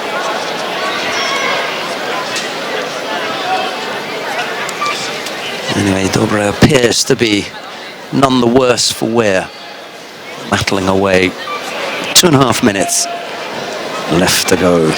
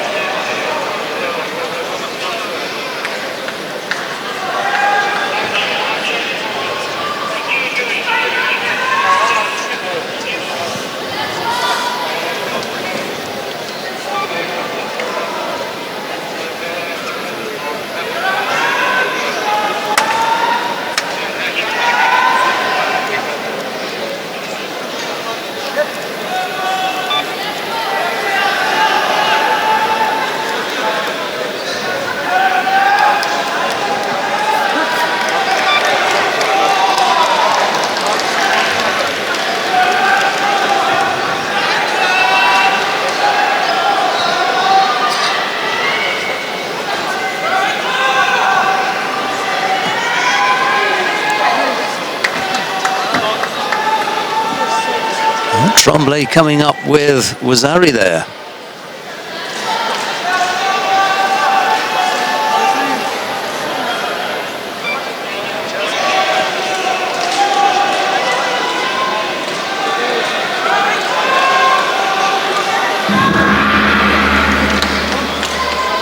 And again, Tremblay going to what she does best as far as her skill set is concerned, and coming up with a win in newaza on the ground. Good work from Stephanie Tremblay of Canada. That puts her into round 3. She'll face Tashiro Miku of Japan.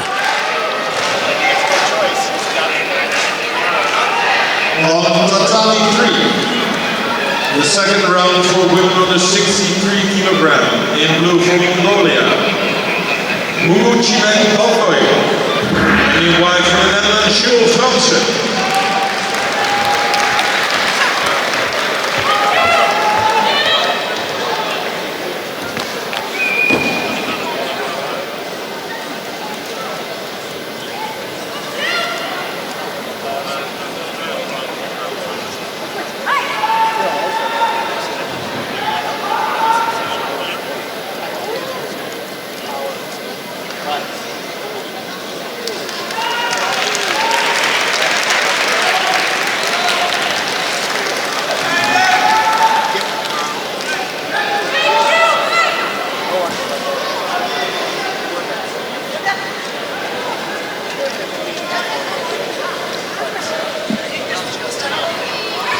On the mat now, Jules Fransen of the Netherlands faces Baldorj Munchunkimeg of Mongolia. It's Fransen in the white judogi, Baldorj in blue. It was Baldorj who put out Edwige Gwend of Italy earlier this morning. Fransen had a bye in round 1 to this point. This is a round 2 contest.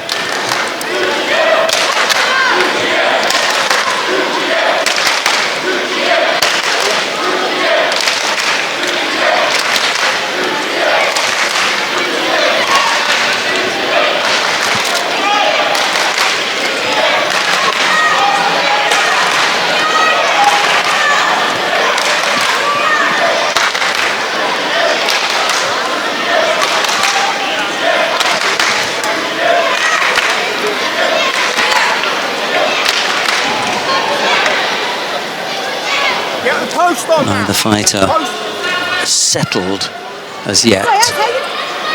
Not frantic, but just a little bit untidy. Franson almost coming up with a score there. Left-sided Ippon. Seoinage brought Munchinkimeg. Well, it got her off her feet, but not down onto any scoring part of the body.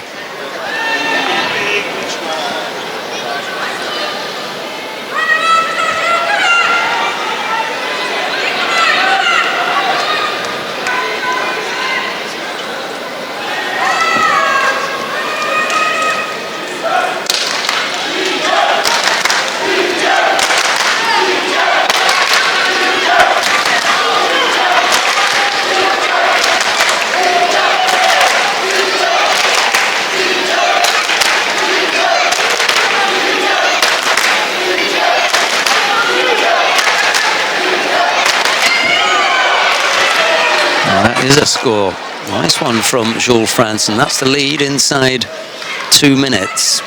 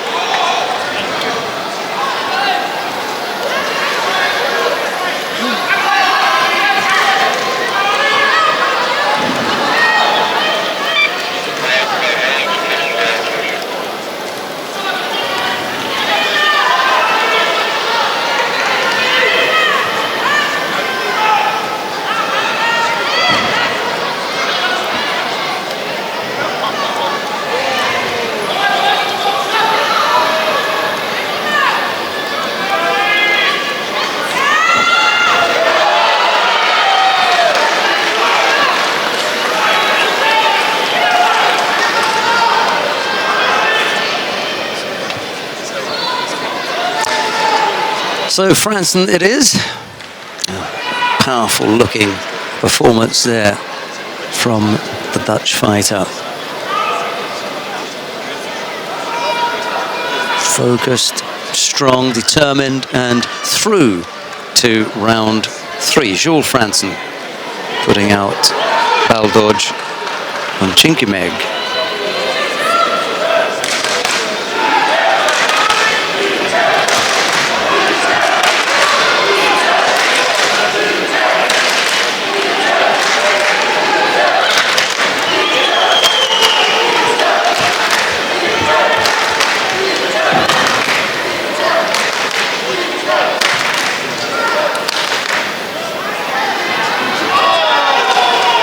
Baldoj was the bronze medalist last year, but there won't be any of that for her this year, I'm afraid.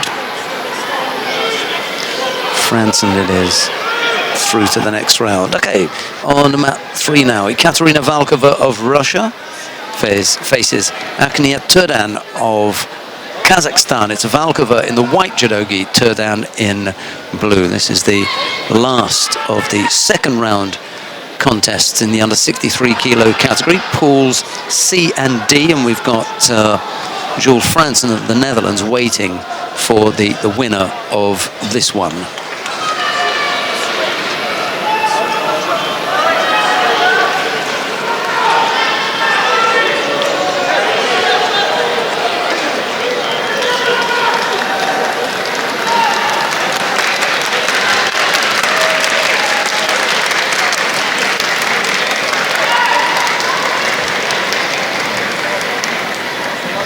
I w Tatami to z tej strony człowiek jest uczynkowane. Działy człowiek i tam za Kazachstan, a w Żonie na samym Rusja.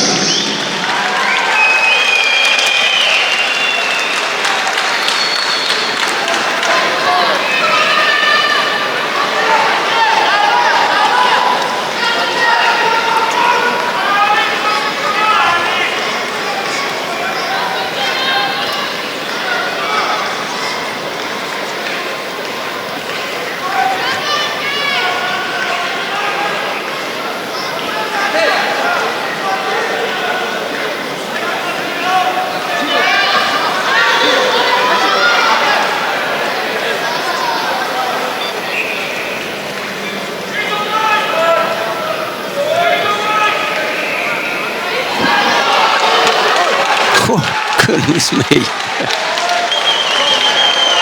Well, that was quite a thumping there. Valkova over Turdan.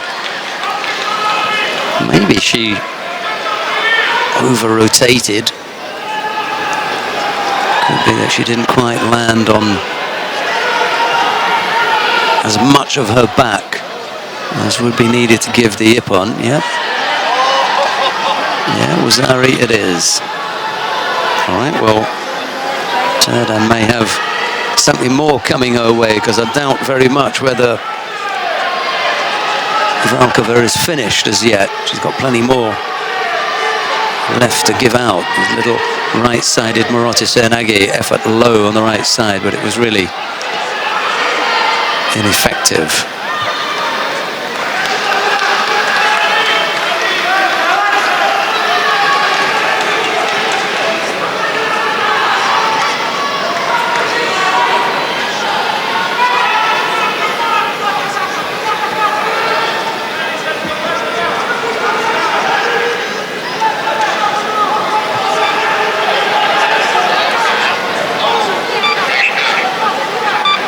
Chance for the shimiwaza, just got to be careful here. Yep, I thought so.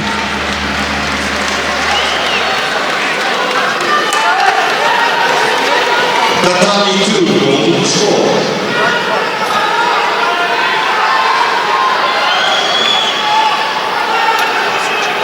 Turdan just hung on there for that little bit too long.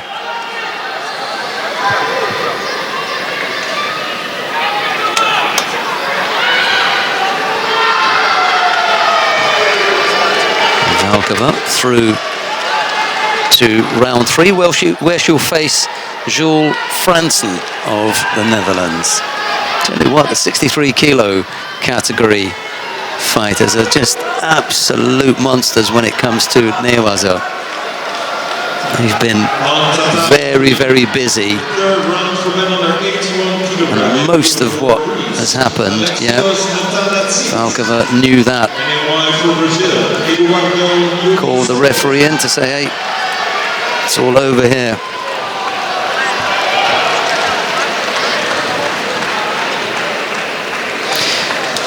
Right, so we are back now to the under 81 kilo category. This is Pool B, round 3 of the under 81 kilo category, and it is Eduardo Santos to face Alexios Thanasidis of Greece. Santos in the white judogi, Thanasidis in blue. We saw Santos put out the number 4 seed, Otgun Batar earlier on.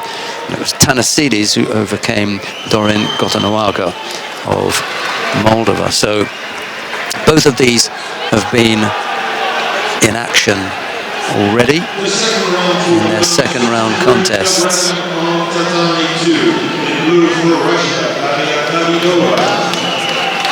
And white for Nepal, Katri.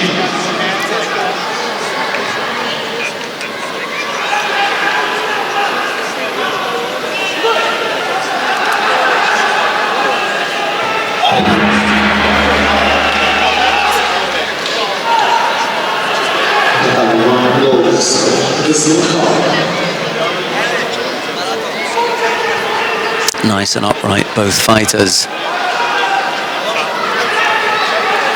Gives a chance to have a full range of techniques. The minute that the fighters become bent over and defensive, it just makes it that little bit trickier. Ojigari, single Shido against Thanasidis.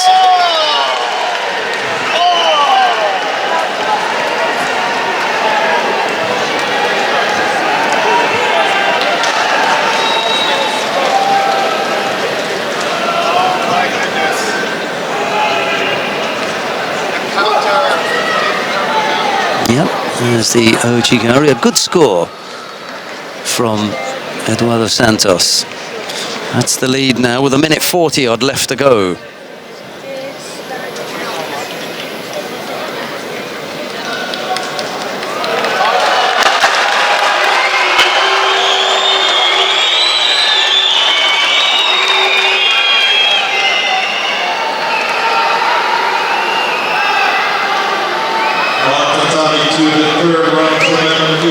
kilogram in blue for Iceland, Judo. And in white for the Islamic Republic of Iran, Saeed Mohammed. Tanasidis picks up a second penalty now, and really he needs to be out of there because he's the one who trails by Wazari. You can't expect to be giving up passivity penalties when you need to be the one attacking. Odd situation. Minute to go.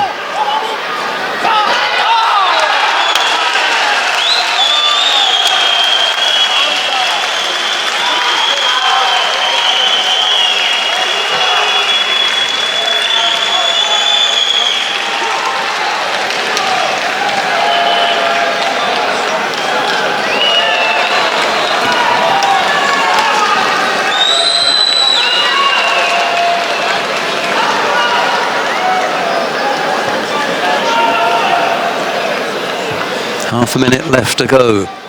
Tanasidis now doing the chasing, but it's Santos who gives a little stab with the Ojigari again. He's already scored with that once. And there he goes again, beautifully done. The arm around the back, just bringing in Tanasidis close to him and threatening him even more with that possible Ojigari score.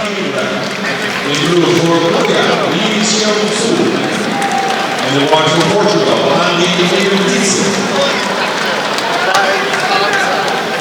Oh my goodness.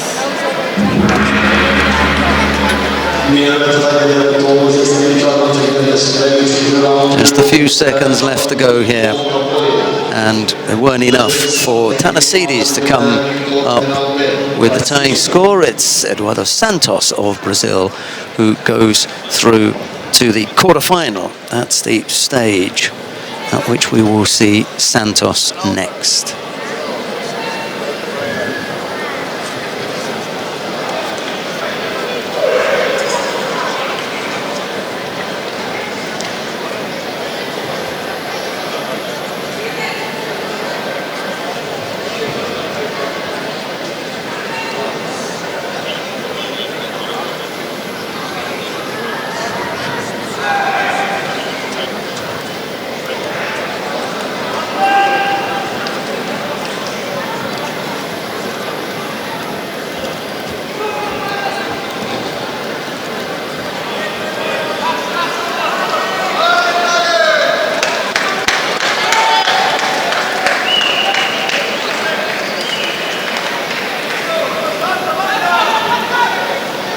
On Tatami 3, the third round for men 81 kilogram. In blue for Italy, Antonio Esposito. And in white, the reigning world champion. Right, coming up next, Alexander Wityczak of Germany faces Antonio Esposito of Italy. It'll be Wityczak in the white judogi, Esposito in blue, the reigning world champion in the white judogi. And Esposito, the young Italian, with a chance to come up with some heroics, push out the world champion at this stage, or if he fails here, that'll be his day, and it'll be the German who goes through. Oh, that was a little bit loose, and he may pick up a penalty for a false attack there.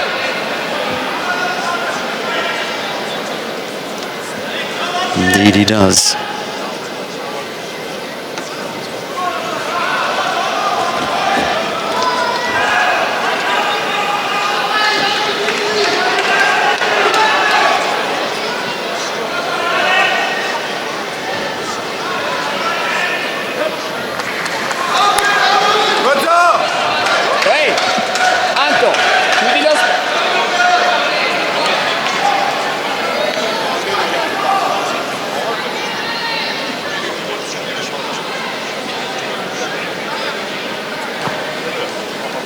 Nice position from which to attack there, Alexander Wityczak. Strong effort. Almost coming up with the Morote Serenage left-sided. Got past the defense of Esposito there. This time it's Esposito, who goes low right-sided.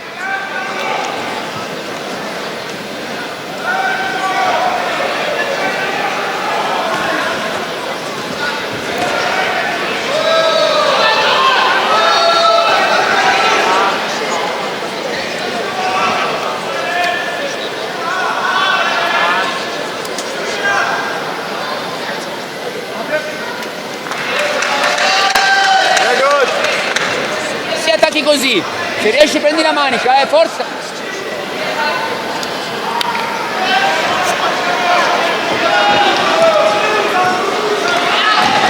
Good pressure here from Victorchak. He's picked up a single Judo. We're halfway through the contest, but he's had the better of it. He just had that one slip when he attacked, lost contact with the hands, and he got penalised for a false attack. That's the rule. Too far away with that Ojigari. Esposito. Another, reasonable looking effort from Victorchak. Keeps up the pressure and ensures that he won't pick up a penalty for passivity. Looks busy here. Nice little effort there with the Ojigari from Esposito, and only at the end did he slip off that. But the initial look was pretty good. Minute 22 left to go, and it's Esposito who picks up the penalty. Let's see what that was for. Just looked away from the screen for a moment, but there's a penalty against Esposito. It can only be that that last effort was either not classed as an attack, in which case he'll have been passive, or that he missed so badly.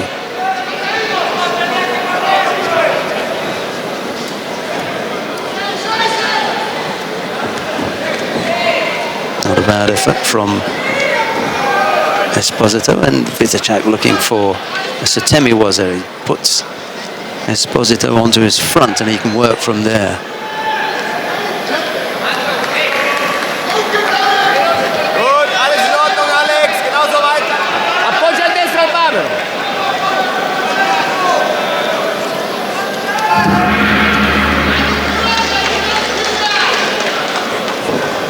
Golden score, Tatami 2.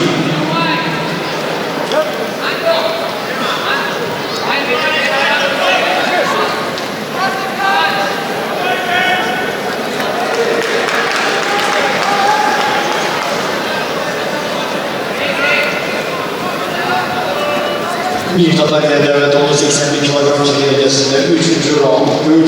lider Thomas Morales, Argentina. The last few seconds here.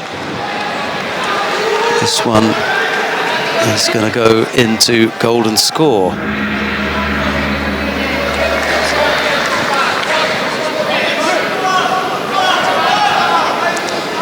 Good group of fighters in this pool. Santos, Victorchak, Esposito, Lapinigov, Musil, and Albayrak. I've missed out one fighter among that.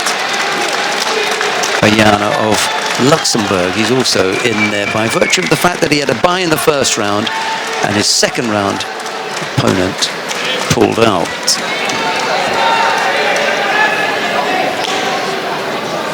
So he's already in the third round. I hazard a guess, however, that he's going to find things very difficult against Vedat Albayrak, the Turkish fighter, when he steps up in a couple of fights' time. But that's just my guess. On Tatami 2, the third round of medal at 81 kilogram. In blue for Slovakia. Alex, tu cazzo di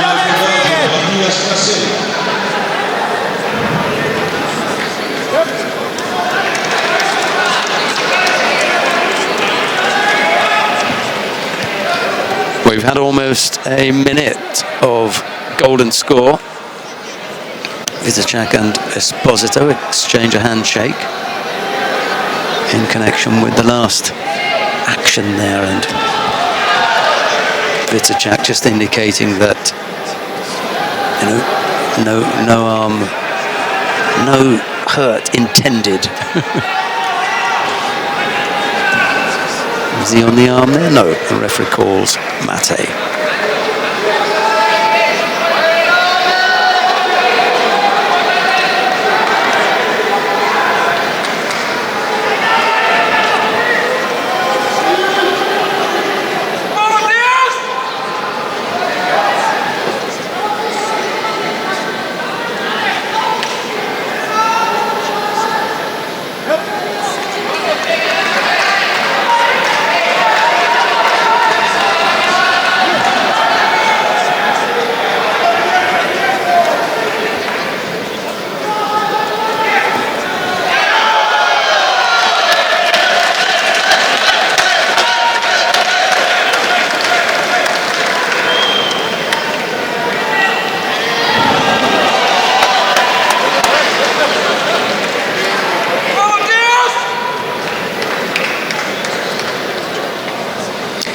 Well, just the single score then from Vizajak.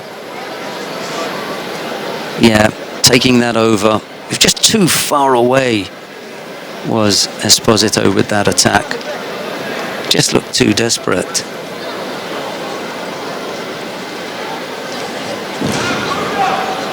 They're reviewing that, but I don't see a great deal wrong with it. Yeah, and there wasn't.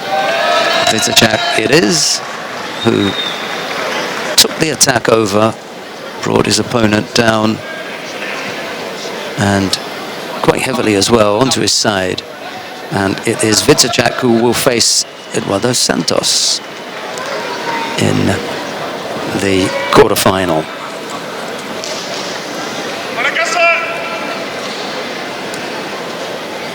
Bir Tatami'de evet 10.83 derecesinde 3. roundu Judo gelecek Hong Kong. Amerika Birleşmiş Krallığı.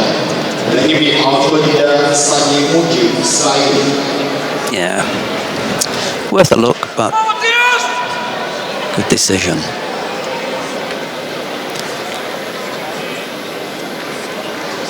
Right, the next of the round 3 contests is about to get underway. It'll be Aslan Lapinigov of Russia.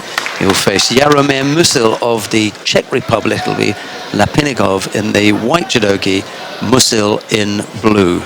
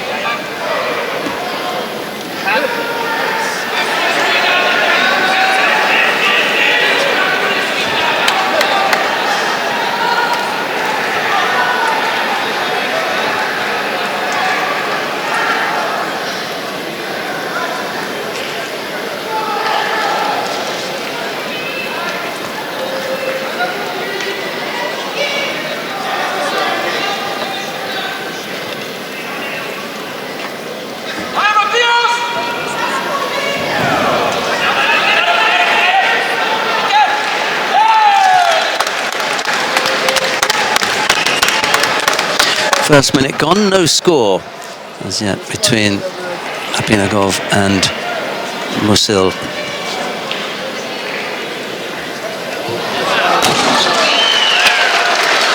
Dangerous throwing skills has Lapinigov. It just takes him a little time to settle in this one before he comes up with that spanking effort. Over went Musil. Didn't quite give him the full ippon, but he's on the board with Wasari, and there's 2.5 minutes left to go. Lapinigov still working on the ground, looking for the shimiwaza, but it's right across the teeth. The referee calls mate.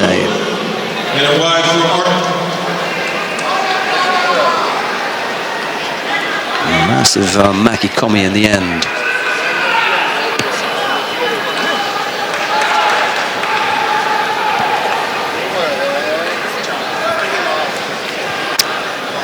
A little over 2 minutes left on the clock. So there's plenty of time. But Musil with a mountain to climb here, given the dangerous throwing skills that he faces against Aslan Lapinagov.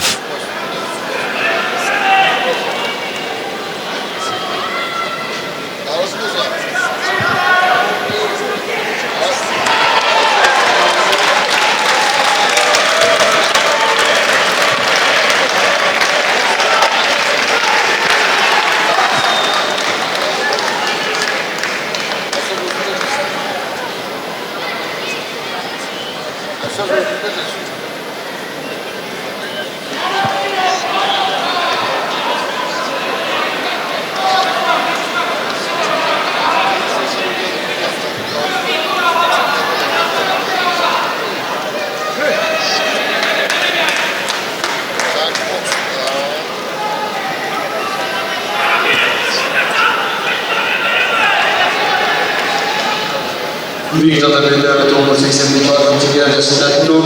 merhalenin görüşlerine başlıyor. Göç bölgede Damian Şuanoyevski, Polşa, herhangi bir ağaç bölgede Christian Thomas, Estonya.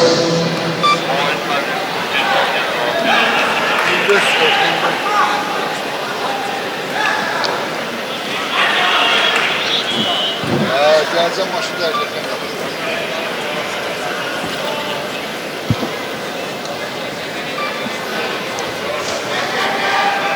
A little over half a minute left to go. Lapinagov came up with one score, that big Makikomi. Musil hasn't threatened the Russian since then, and over goes Musil again.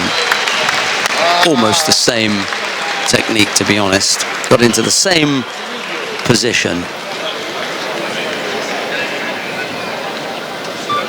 Really put Musil away.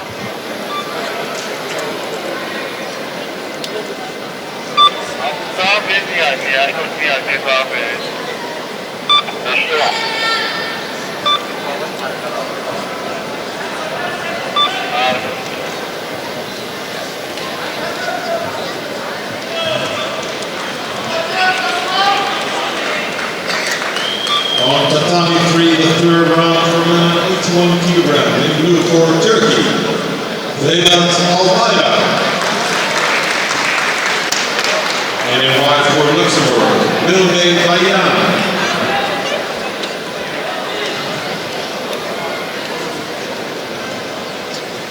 There's another look at that technique from the top. He ends with a Makikomi finish. You know, no doubt about the finish.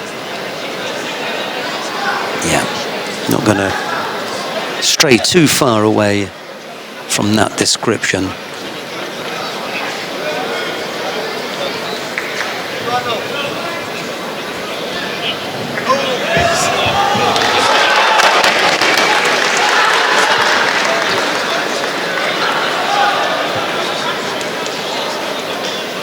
Okay, well, this is our man from Luxembourg that we didn't see earlier on.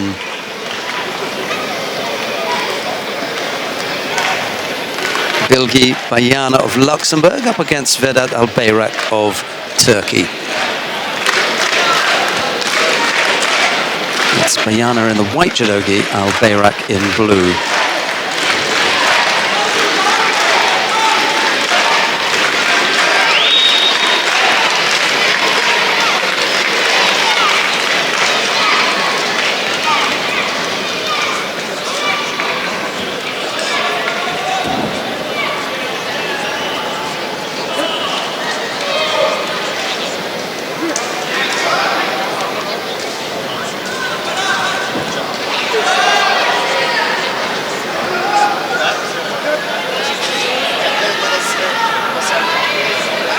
Tatami 2, the third round for women under 63 kilograms, in blue for Turkey, Ruslan Katimoglu.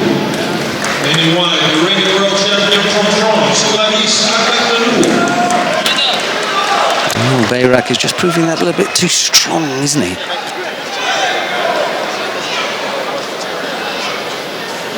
And he gets hold of Bayana. And he just crumbles. Mind you, I'm not quite sure what it's like to be on the receiving end of an attack from Al-Bayrak. Bayana will tell us. Sounds like a Mongolian name, Bayana. I have to ask him and see him in the warm-up area or something afterwards. Anyway, there's no scorers yet. Bayana has picked up a single Shido with 2 minutes and 28 seconds left to go.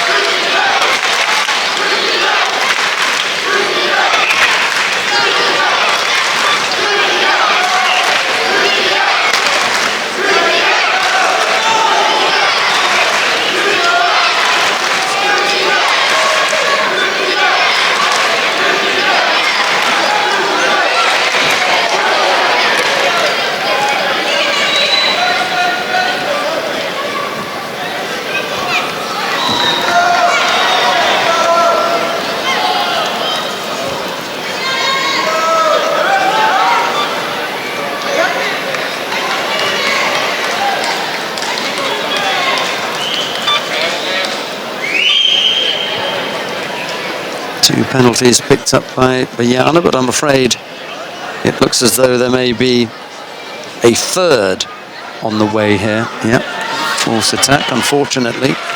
And Al-Bayrak with a rather straightforward win puts him into the quarterfinal. He'll face Aslan Lapenigov of Russia. Well, that quarter-final lineup in the lower half of the draw anyway features Eduardo Santos of Brazil. He'll be up against Alexander Vitzachak of Germany. It'll be Aslan Lapenigov of Russia to face Vedat Al-Bayrak of Turkey. Okay, we can come back now to the under 63 kilo category. The number 2 seed, Tina Trstenjak, the current Olympic champion, of Slovenia, faces Isabel Puche of Spain. It'll be Trstenjak in the white judogi, Puche in blue. Quarterfinal in the under... Sorry, this is a third round contest for a place in the quarterfinal in the under 63 kilo category.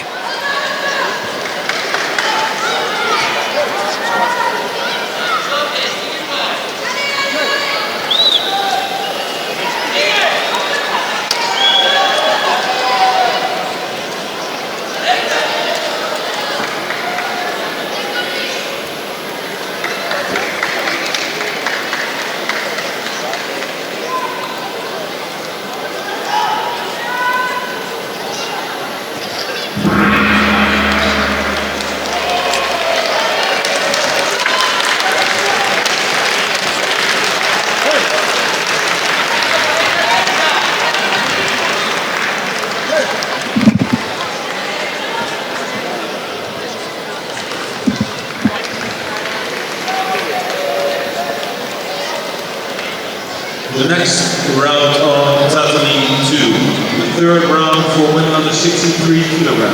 In blue for Ecuador, Estefania Garcia. And in white for Australia, Catalina Baker. Tatami ilk turda 83 kilogramda 4. raundda başlayalım. Judo Sani Gucci, Belçika, rakibi avcılıkta Fujiwara Sotaro, Japonya.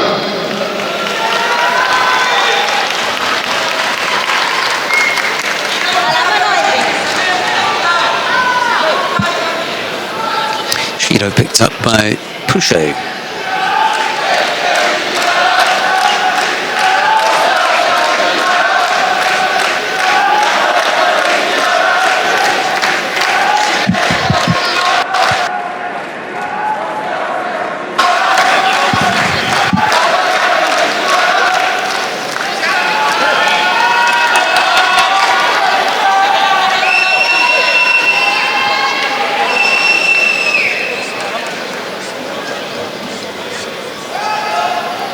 Halfway through this third round contest, Testaniak and Pouchet, no score as yet.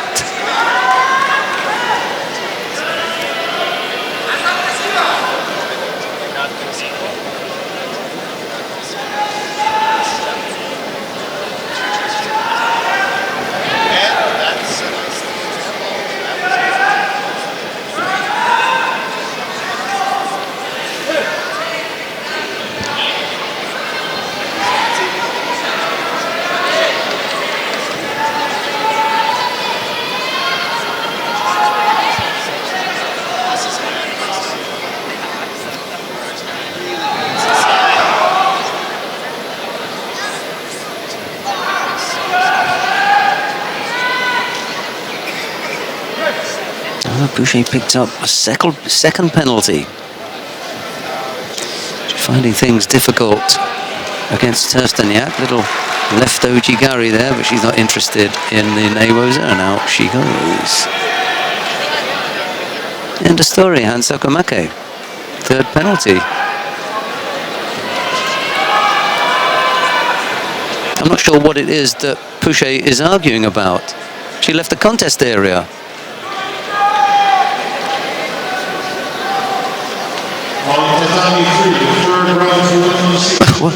What's your problem with that? You weren't in contact with your opponent, and you crawled off the mat area.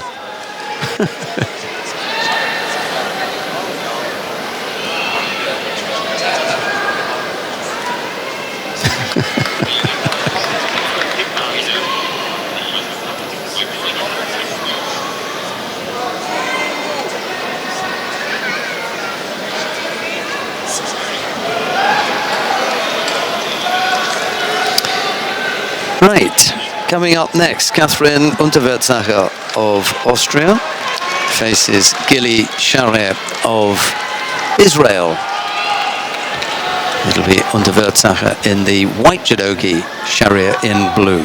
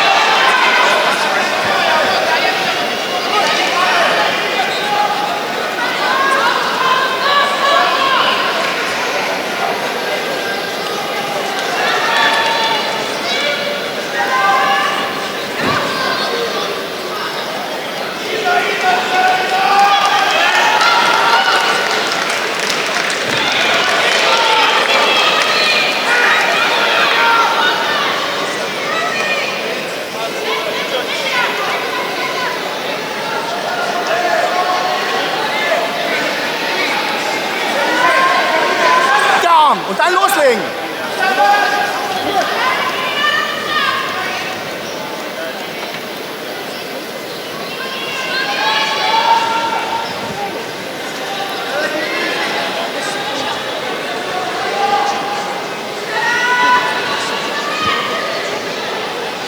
Single Shido picked up again, picked up by Sharia.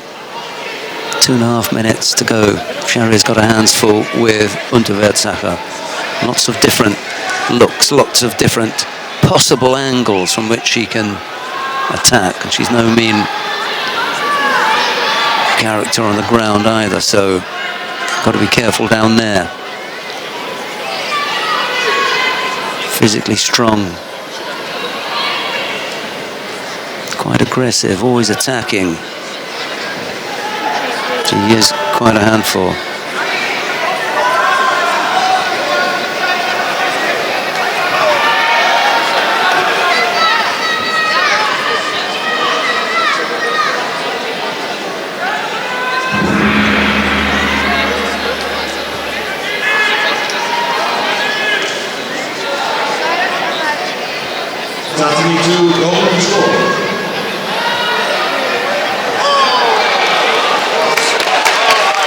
Well, that second penalty on the board against Sharia makes things difficult. There's a minute and a half left to go. She's the one who's got to change the tactics and really come forward now. Can't afford to pick up a third penalty. That would put her out.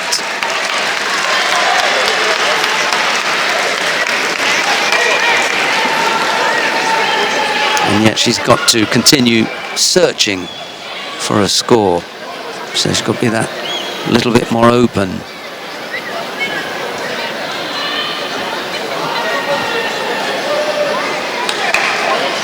And there she opens up the opportunities for Unterwürzacher. Get that little bit better.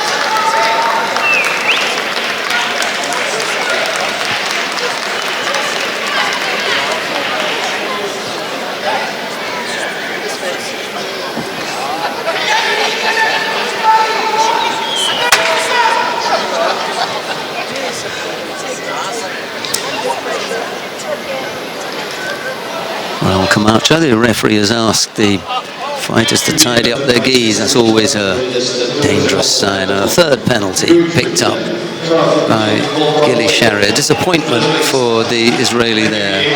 She bows out in the third round. It's more to do with the way she's gone out, to be honest.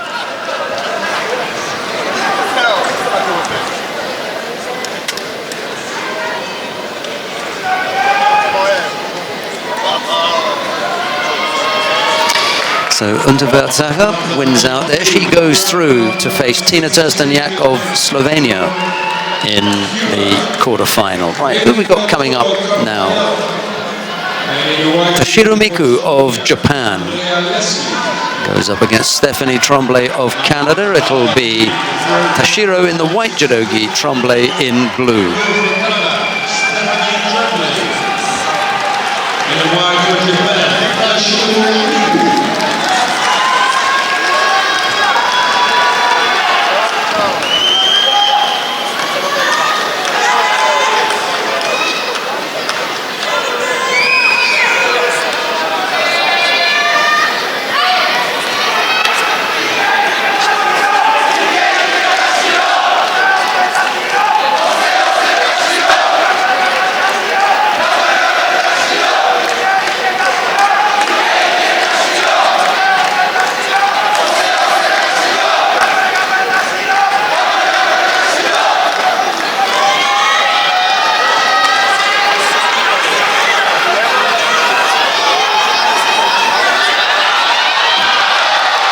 Nice start from Toshiro.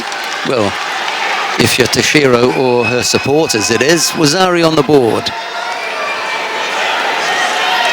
Nice early score.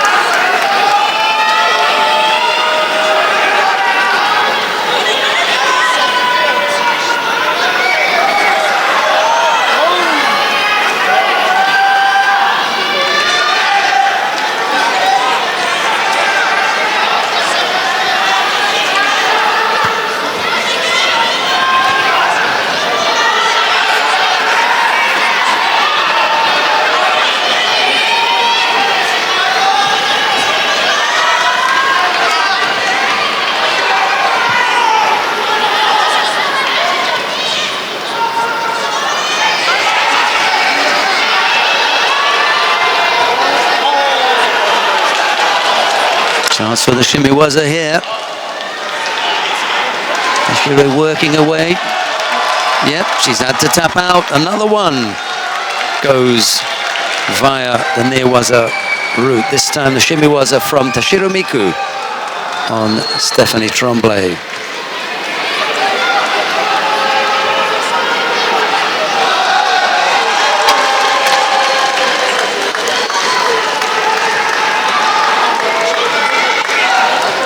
So Toshiro Miku goes into the quarterfinal. She'll face the winner of the upcoming contest. That's between Jules Franzen of the Netherlands and Ekaterina Valkova of Russia. That contest coming up next. It'll be Franzen in the white judogi, Valkova in blue. From Tatami 3, third round win number 63 kilogram. In blue for Russia, Ekaterina Valkova. And in white for the Netherlands, Jules Franzen.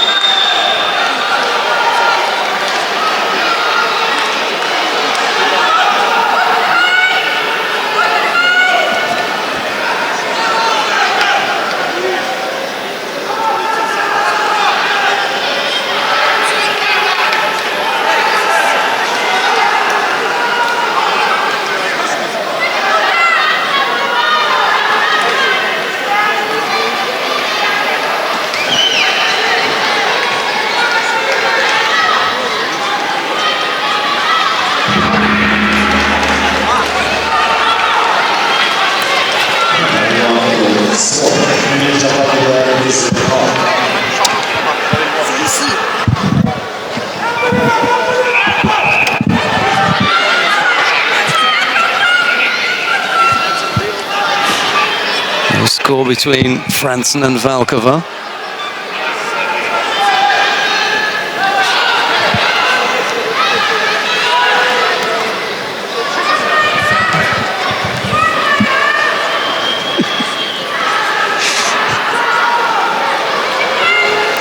And Chang Rim is standing a couple of feet away. Come and say hello. And Chang Rim, the current world champion, and a very good morning to you. You must be feeling so happy this morning. Yes. Yeah. And next, what's next for you? Oh, I don't know. Maybe Masters? Yeah, Masters Murandai. Yes, maybe. Okay. Good luck. Congratulations. Thank you. And Chang Rim, the current world champion at under 73 kilos. You never know who's going to be wandering past here. Your tempo! Your tempo! Хорошо, так же все.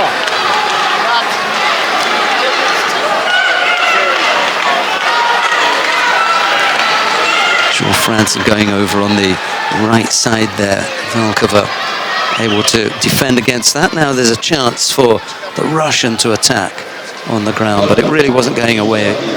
The referee called mate.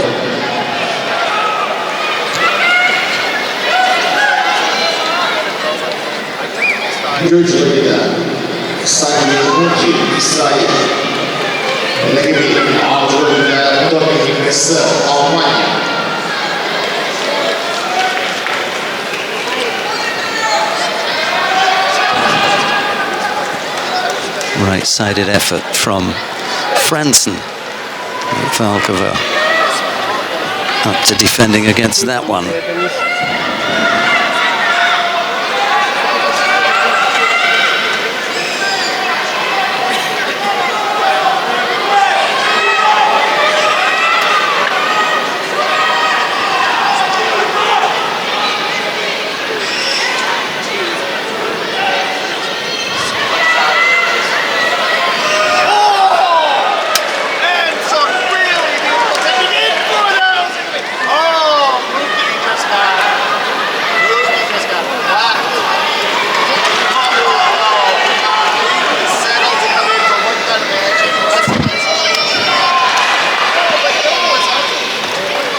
Little Yoko Tomoenage effort from Valkova. She goes straight to work on the arm, but Franzen has got that blocked. A clever and experienced fighter, Jules Franzen.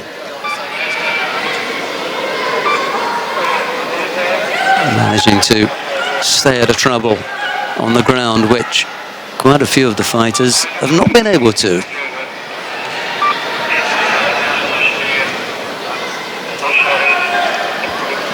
Right-sided effort, strong effort.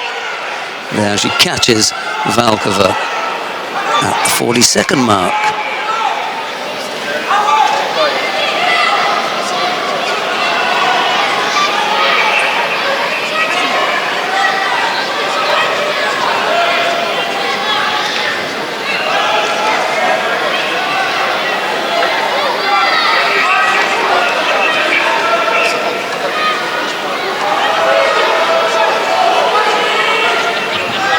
Time running out here for Valkova. She's got to throw something at Franson now.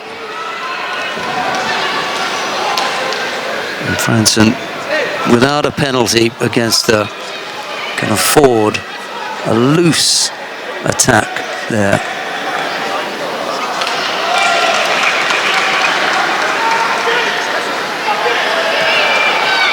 Knew she could burn a penalty. She does now for stepping off the competition area. But with only 2 seconds left, Franson is in no real trouble here.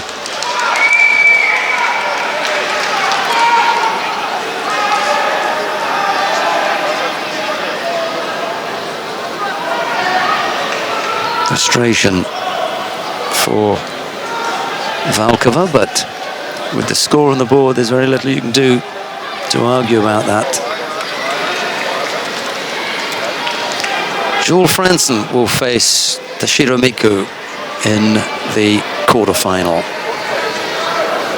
The fourth round for men that needs 1 kilogram on Tatami 3. In blue, for Germany, the reigning world champion, Alexander Vichacek. And in white for Brazil, Eduardo Santos. Round 4 of the under 81 kilo category then. Eduardo Santos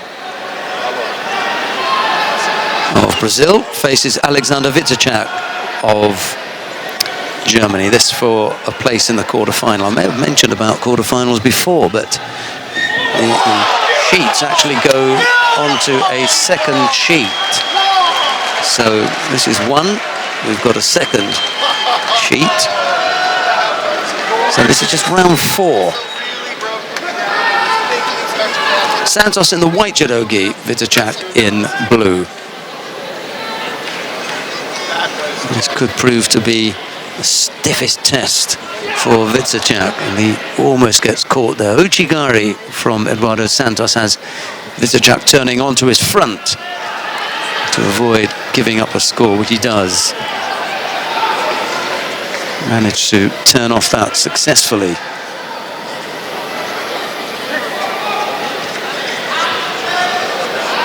Gleich loslegen!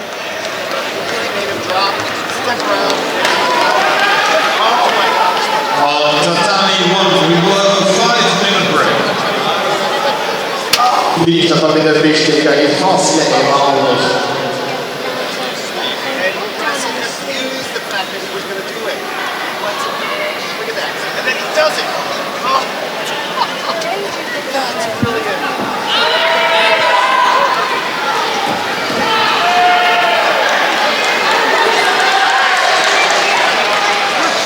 Santos leading here by Wazari. Vichacek has got plenty of time.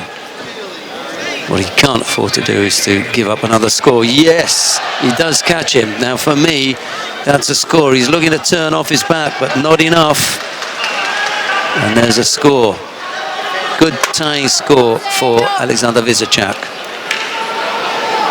240 odd. Santos may have been feeling a little bit settled when he had the lead. But things are tidied up now. Oh, that was, yes. There's just enough there. He's just losing control at the end, but I think there's enough for Vichacek to claim the score. Let's have a look at this. And it would be for Vichacek anyway. I don't know why they put it on Santos, but those are just the scoreboard operators who would have put it on the wrong side. Let's have a look when they give the replay here. This is 100% Vichacek's attempt. So there's no question of a score for Santos here. There's no question of a score for Santos. It's whether or not there's sufficient control for Vicacek on the landing. That's going to be the question here.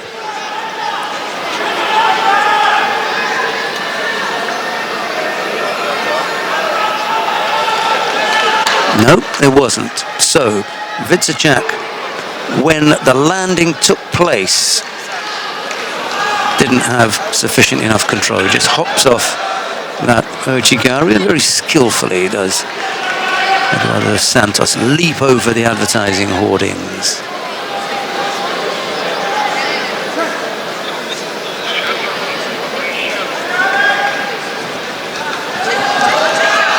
And he's going to score this time. And I'll tell you what, Vicacek is going to prove a lot of people wrong. He's dug deep here, thrown Eduardo Santos on a couple of occasions, and Vicacek takes his place in the quarterfinal.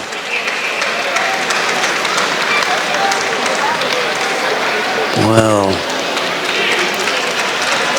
a few people were talking about one-time wonder, one-trick pony, all those sorts of stuff.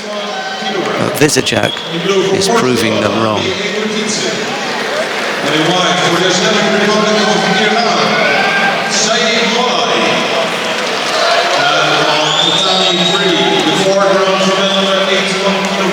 Yeah, couldn't get off that one.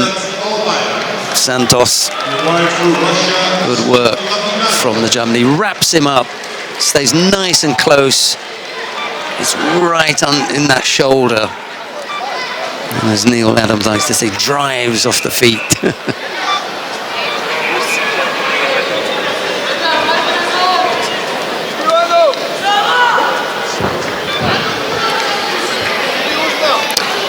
Right, coming up next, the next of the round 4 contests in Pool B. This is Aslan Lapinigov of Russia. He's up against Vedat Albayrak of Turkey. It's Lapinigov in the white judogi, Albayrak in blue. And Albayrak has had,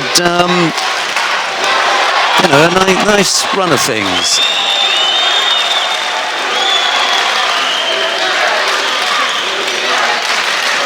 He hasn't had the most difficult of draws. Albayrak. A bye in the first round, Serdan Mavalovic of Montenegro in round 2, round 3. Bijana Bilega of Luxembourg. And now the going gets tough here against Aslan Lapinigov.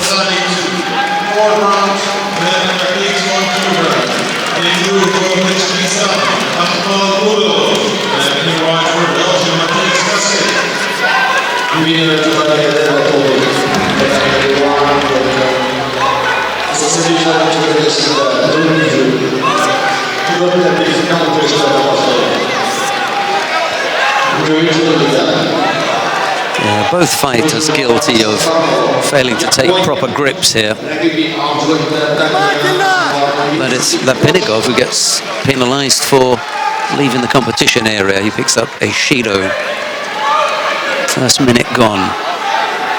Now Bayrak causing the Russian a few problems. He goes over there. Just a question of what it was going to be, whether it be Wazari or Ippon. Ippon has been given. The Osaikomi follows just in case. But it's not really going to matter because Albayrak has that on like a vice. We can give the Wazari Awazetti Ippon. And whether it's Ippon for the initial technique or Wazari Awazetti Ippon for the Osai Waza that followed isn't going to matter. The result is going to be the same. It'll be Albayrak to go through to the quarterfinal and Lapinigov to go out.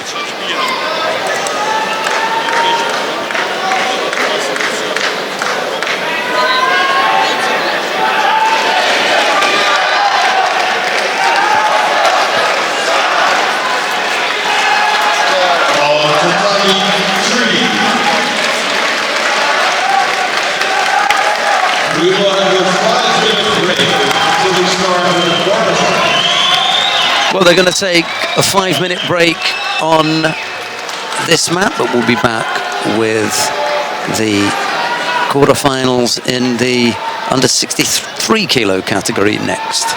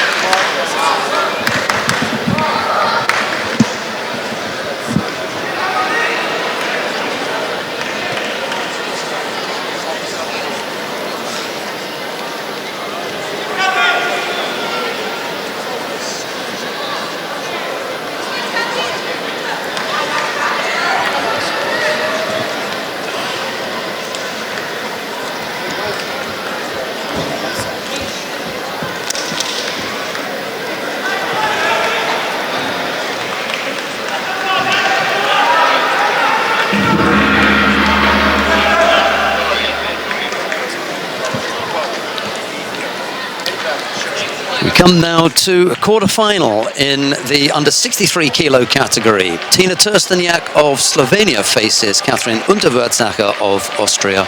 It's Trsteniak in the white judogi, Unterwürzacher in blue.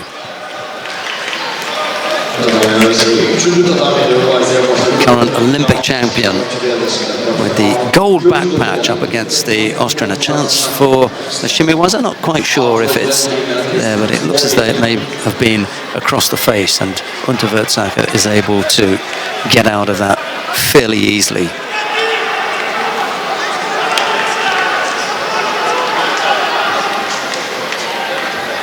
A slightly wild looking effort there from Unterwürzacher. Didn't get herself set.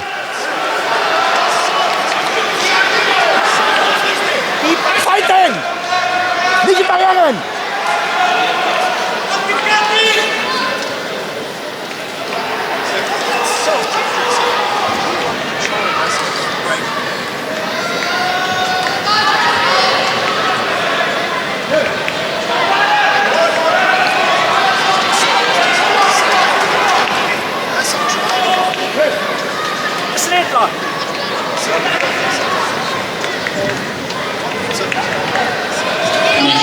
Trsteniak has been the busier of the two fighters. Unterwürzacher just got to be careful to keep up with the tempo, not fall behind.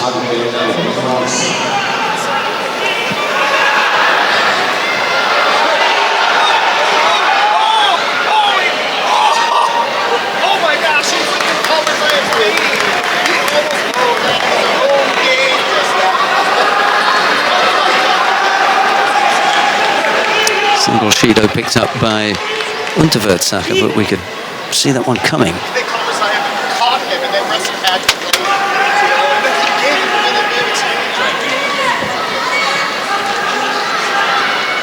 Makikomi effort from Unterwürzacher, but it breaks down. Trsteniak able to defend, and now she can work on the ground where she's pretty skillful. The leg looks pretty well trapped as well by Unterwürzacher. Komm, jetzt geht's los! Wenn sich die davor schmeißt, dann kommt an!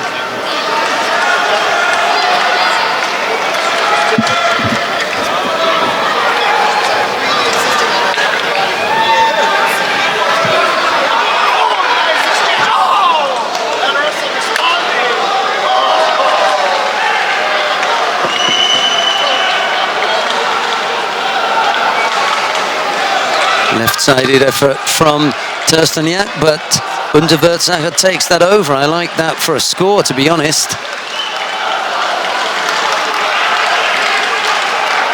Maybe they'll review it. I did like that for a counter.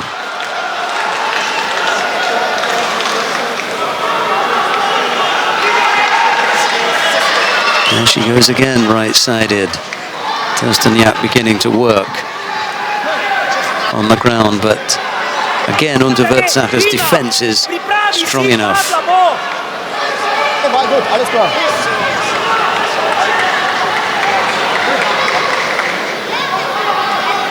Yeah, unlucky not to get even a review of that one. Unterwürzacher.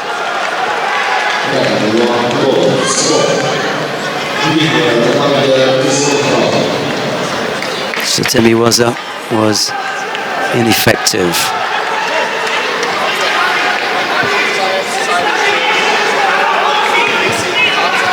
Still the single Shido against Catherine Unterwürzacher. We got a little over a minute left to go. Placed in the semi-final of the World Championships, and there was a little ashiwaza that brought Unterwürzacher down.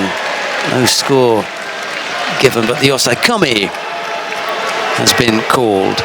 The leg gets trapped, but she doesn't give up a score.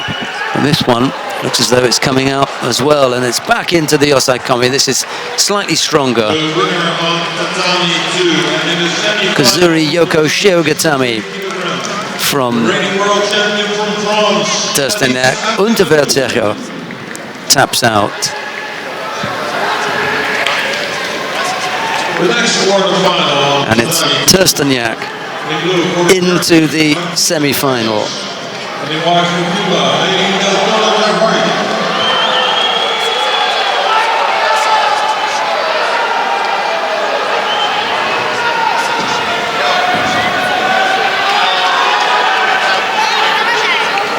On Tatami 3 in the semi-final for Slovenia, the reigning Olympic champion, Tina Testenia. The next quarterfinal on Tatami 3 will be in the blue jersey for the Netherlands, Judo and in white for Japan, Tatami.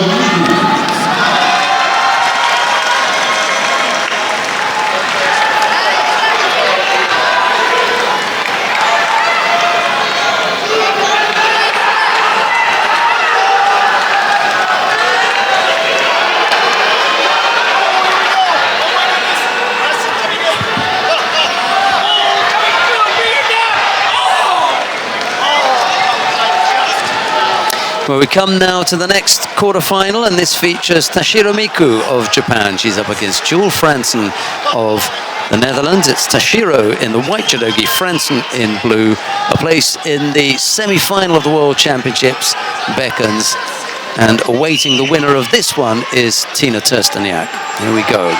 Tashiro in the white judogi, Fransen in blue.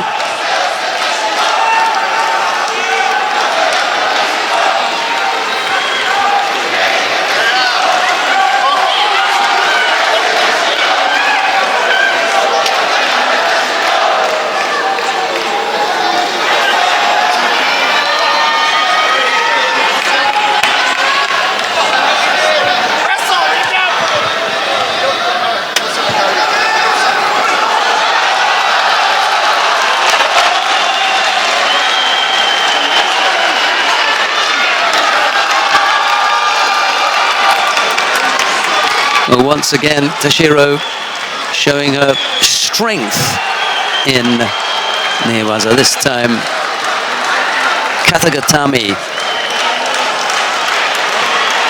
And that will do it for Tashiro. The incredible number of scores on the ground.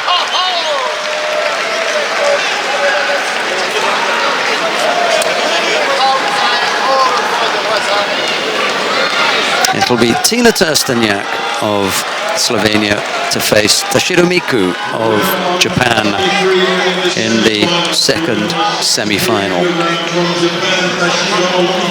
Well, that's all the judo that we've got for you on as far as the women are concerned. In the under 63 kilo category, we've got one quarterfinal coming up now between Alexander Vitacak of Germany. He faces Vedat Albayrak of Turkey. It'll be Vitacak in the white judogi, Albayrak in blue.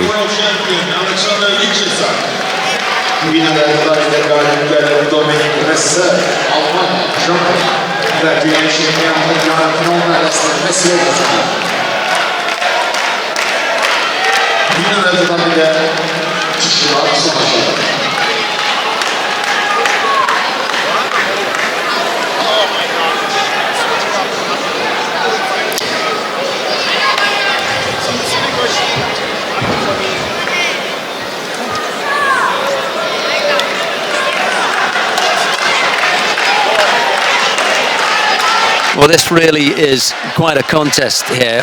Albayrak has already been severely tested in his contest with Aslan Lapenigov of Russia.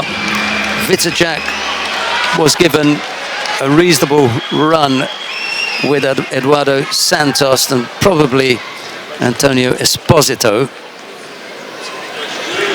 But this is really where it gets super tough, as Esther Stam likes to say. Vitacak and Albayrak.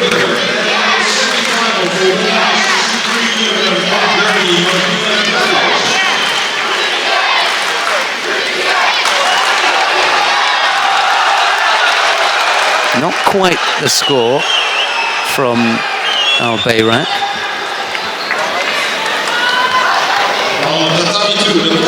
A real danger for Vitacek. And the wife for the 7th Republic of Iran, Judo.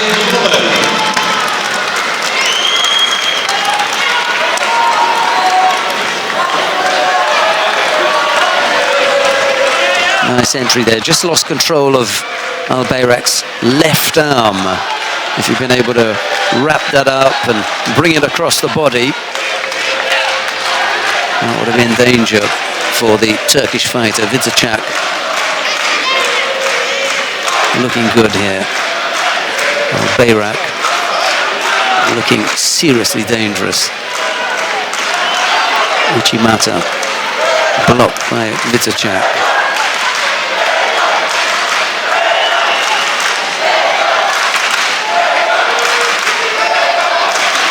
Uchimata again from Al-Bayrak, but he's moving away from Vitacek in the execution of that.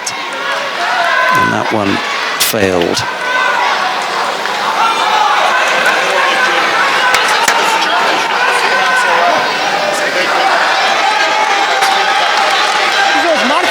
Half the contest gone. Just got to be wary of that Uchimata again from Al-Bayrak. As soon as Vitacek is flat on his feet there, okay. Left-sided effort at Marote Seanagi. That failed. Again, lost contact with the hands. He's done that a couple of times today. Picked up a false attack for one earlier on. Well, they may want to look at the little touch to the leg that he had. It was so innocuous, really. I thought that would be the case. It was away from the referee. He didn't see it. And the judges did. So that one got called. Single penalty against Vitacek then. Really wants to try and wear Vedat Al-Bayrak down. So powerful at the front end of the contest. There's the Uchimata, and there's zero doubt about that. Well, we said that he had to look out for it, but I don't care how much looking out you did, you weren't stopping that one.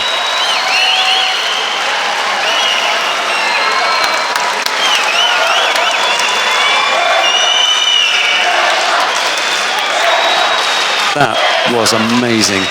Absolutely amazing, Uchimata.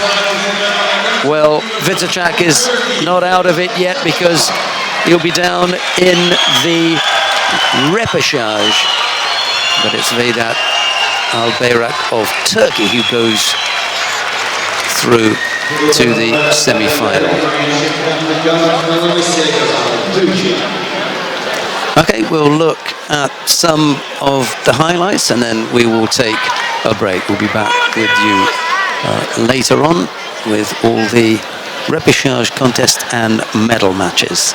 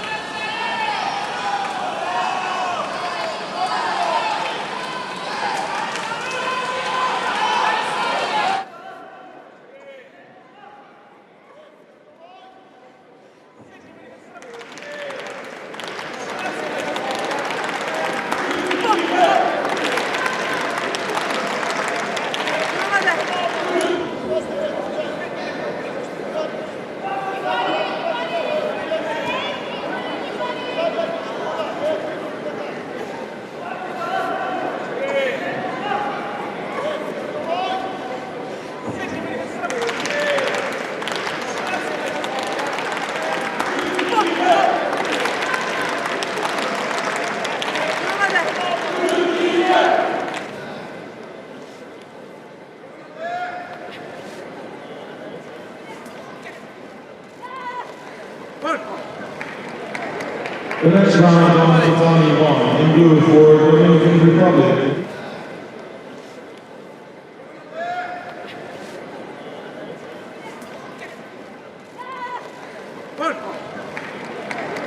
The next round on Tatami 1 in blue for the Dominican Republic. Edison del Oro and the white for the Netherlands.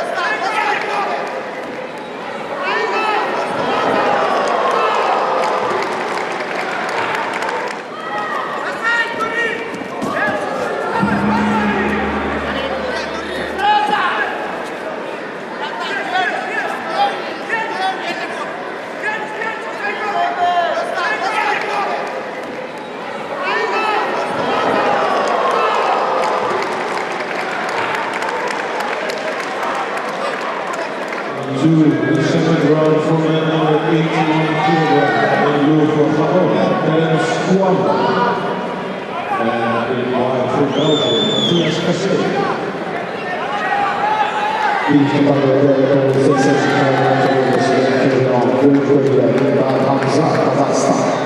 blue for Gabon, Terence Kouamba.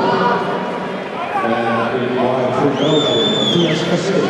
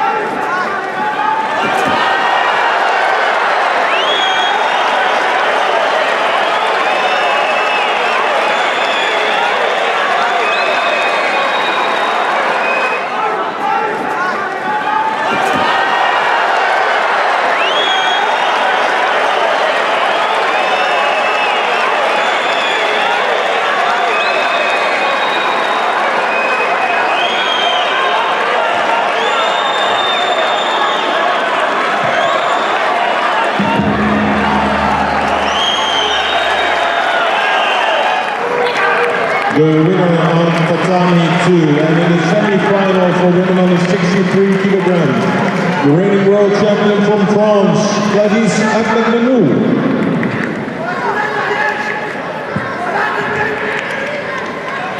The next one